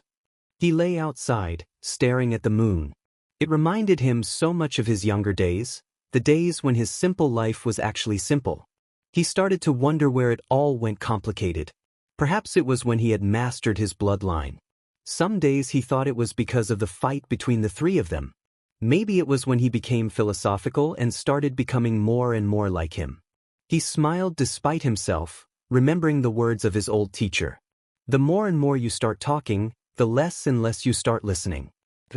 What you will when you will need to say it. If your mouth opens, make sure it's to say something useful or for food. He sighed despite himself and continued staring at the sky. Since when had the world become a mystery to him? When had it lost its simplicity? Then he realized the exact same answer he had figured out every time he had asked himself it. It was the day he was born. It was nearly 4 weeks since the Naruto had told them of his bloodline, and he was feeling increasingly agitated, though he never showed it. He just hoped the Hokage was taking care of them well. Today, he was on guard duty with Kakashi. They both stood on the bridge, following Tsunami around as he issued orders to his workers. Both were on edge, though neither showed it. All morning, there had been an eerie fog hanging around the bridge. It was a thick, heavy fog and drifted around them, chilling their bones and sking from them their warmth. The mood on the bridge was heavily depressing, and Tsuna's cheerful attitude did nothing to help them. Come, you can do it. The old man shouted to a group of workers who were pulling up a steel railing with some rope. Put some back into it. Urusai. They all grunted in unison, as the rail slid into place. Chiki bserdis. Tsunami muttered under his breath, walking away. Kakashi and Naruto trailed after him, watching out for any signs of danger. They tensed when they heard loud, rushing footsteps behind them. Quick as a flash, they turned. Kakashi ran forward, a kunai held in his hand. He got behind the would-be attacker and held the kunai to his throat. Naruto had one of his hands held up and looked to be ready to close it when he realized who it was. Someone's attacking our house. Inari shouted, tears streaming down his face. They're trying to burn it down. Tsunami, Kakashi, and Naruto shared glances before Kakashi let Inari go. Sakura's still there, right, Inari? Naruto asked him calmly. Inari nodded quickly, tears still running down his face. She was training when they attacked. Naruto nodded and held his hands out, as if he was about to fly, obviously concentrating. Kakashi felt something ripple out from Naruto and crawl over his skin. She's holding them off, though only barely. He concluded after a few seconds. He turned to Inari. Tell her I've given her some help. Inari nodded and ran back, going back home. Naruto faced Kakashi and nodded. What about Sasuke? He's fighting off that hunter Nin from before. With the he's been doing to handle the less pressure, I think he could beat her if he needed to. Kakashi nodded, and Naruto did his concentration again. There's 1, 2, 3, 5 shinobi hidden in this mist. Sasuke is near the middle of the bridge, where their battle has brought them. Zabuza and the hunter Nin, the two demon brothers. Kakashi cursed under his breath. He knew he shouldn't have let them on the side of the road, where someone could easily untie them. Then, Naruto paused, and behind his sunglasses, his eyes narrowed. Another enemy, he said simply. Kakashi nodded and turned to Tsunami. We'll guard you, but we need to get everyone off this bridge. It's not going to be safe here any longer. You're right, Sasuke-sen. A voice crackled from the mist. You're never safe. Kakashi brought Tsuna's head down and ducked, as a large, flying blade sailed past their heads. The other men on the bridge screamed, as the blade passed over them and cleaved them in two. Kakashi grit his teeth loudly, standing and pulling a kunai out of his pouch. He felt something release off his body, as if a burden had been taken, and looked at Naruto. The boy nodded as he also stood. Behind his sunglasses, his eyes were darting everywhere, searching for any hint of the enemy. He felt something headed towards him and his hand shot upwards. He caught the kunai by its handle, by something seemed off with it. It was glowing green. His eyes widened in realization, and the kunai exploded in a green burst of destructive energy. Sasuke panted, feeling the effects of the Sunban currently impaled throughout his body. He knew he had Naruto's help, because his body seemed freer and his movements seemed enhanced. Despite Naruto's help, he was still losing. Please, give up. The feminine voice said again. You cannot win. Sasuke fed and brought his kunai even closer to his body. He hunched over and made another run at the ice mirrors. He had been standing in the forest, practicing his chakra exercise, when the hunter Nin had shown up. Out of nowhere she had attacked. Soon, their battle had ended up on the bridge, where she had trapped him in an ice jutsu. Figures, he thought in his mind, running up to the ice mirrors, that I'd have to fight the hunter Nin. He only made it 10 feet to the ice mirror when he felt some sunban break through his flesh.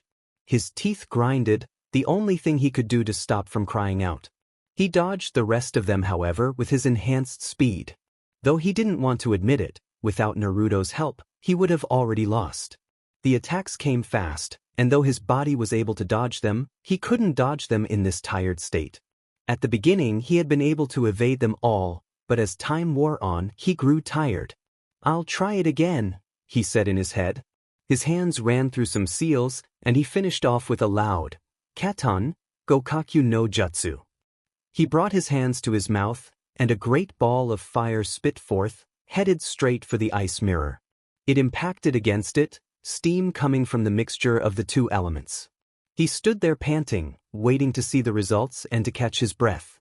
The steam cleared, and he let out a low growl of disappointment. It didn't work, again. I have said it before, you cannot dash. Urusai, the Uchiha said quietly, silencing the voice.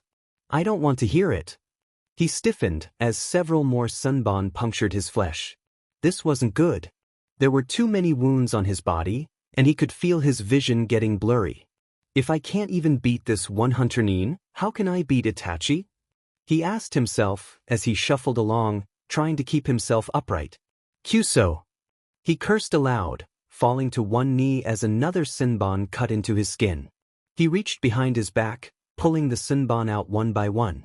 They dropped on the floor of the bridge, a metallic clatter sounding their fall. He stopped and sat on the ground. It wasn't very safe, sitting on the ground to rest in the middle of battle, but he was sure his opponent wouldn't attack. To kill him now. After all, the Hunter Nin hadn't fired anything to kill him yet. His eyes widened, however, when he heard the faint whistling of Senbon headed straight for him. Naruto! Shouted Kakashi. The green haze still hung around him, small pieces of shrapnel embedded into his body. His torn coat lay a little ways away, and his sunglasses hung crookedly off his face. Kakashi couldn't help but shiver as he saw Naruto's eyes. They were still the eyes of a killer, but now they held a determination, a purpose. Combined with the grim and forbidding look on Naruto's face, it made Kakashi wonder what had caused Naruto to be like this. Naruto brushed his broken sunglasses off his face, his eyes looking everywhere. Kakashi-sensei, be on your guard, he said as he brought his back lower and hunched himself towards the ground. He walked slowly towards his torn coat, weary eyes glancing everywhere. Kakashi looked at their client, who was staring at his dead workers in shock. Tsunami-san, Kakashi said, trying to help him realize his dire situation. Tsunami-san. He nudged the man in his side, and he slowly shook his head, quietly crying. Naruto, on the other hand, had ripped apart the remains of his coat, making strips of clothing on the ground. He picked a long one up, wrapping it around his hand. He repeated it with the other hand, tying it off at the wrist. He turned around, his fingers curling in and out. He walked over cautiously. Though no one had attacked them during this time, it was safe to be careful. Kakashi lifted up Tsunami, who was slowly shaking from his sobs, and they moved onward. We need to find Sakura, then Sakura. Kakashi said to his student. They might be in trouble. Naruto nodded in response, fingers still curling in and out. His body was tense, and his eyes shone with coldness. He couldn't be here, could he? They heard the faint cutting sounds in the air, and Kakashi reacted first. He kicked Naruto away from him, before jumping off to the side. A huge blade came crashing down where they had stood before, and through the mist Naruto could make out a black outlined figure. As expected from the great copycat ninja. The man chuckled before disappearing back into the mist. Zabuza, Kakashi said under his breath. He turned to Naruto. Can you tell me where he is? Naruto nodded and concentrated, his arms outstretched. He felt for it, the small difference in the pressure around him, and he broke his concentration, jumping to the side as a kunai hit the spot where he had been standing a second before, a green burst of explosion a second afterwards. He made his teeth grind against each other as his hands balled into fists. Damn it, he cursed quietly, eyes searching for any movement. Naruto! His teacher cried out, concerned about the green explosions. He came rushing over, carrying the still out of it Tsunami on his back. Are you all right? Naruto ignored him for the moment, his eyes still scanning the mist. He's in there. If possible, his eyes narrowed even further, making him look as if he was squinting. Naruto? Questioned Kakashi. Guard me for a moment. Catch all projectiles coming towards us, then immediately throw them away. He ordered his teacher. Nair dash, his teacher began, but Naruto directed his fierce gaze towards him. Despite all his Anbu and Jonin training, those eyes Naruto possessed caused him to shudder, an unnatural sensation running along his spine. He nodded and placed Naruto on the ground beside Naruto. He held his kunai up in a defensive position. He stood in front of Naruto, who had held his hands back up, and concentrated once more. He heard something soaring towards them and slashed at it with his kunai. It was a sharp twig, and his kunai sliced through it easily. It fell apart, two split pieces, and landed on the cement next to them, glowing green. Naruto growled in frustration, jumping up from his stance and picking up Tsunami. He jumped away, and an explosion followed. Kakashi shouted in pain as the two shockwaves hit him, pounding his body with concussive force.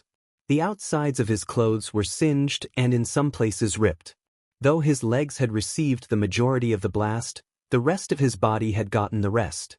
His arms were shaking, and his eardrums were popping. He felt as if he had been compressed between the two simultaneous blasts, and it was only his skills as a ninja that he was even able to hold himself upright.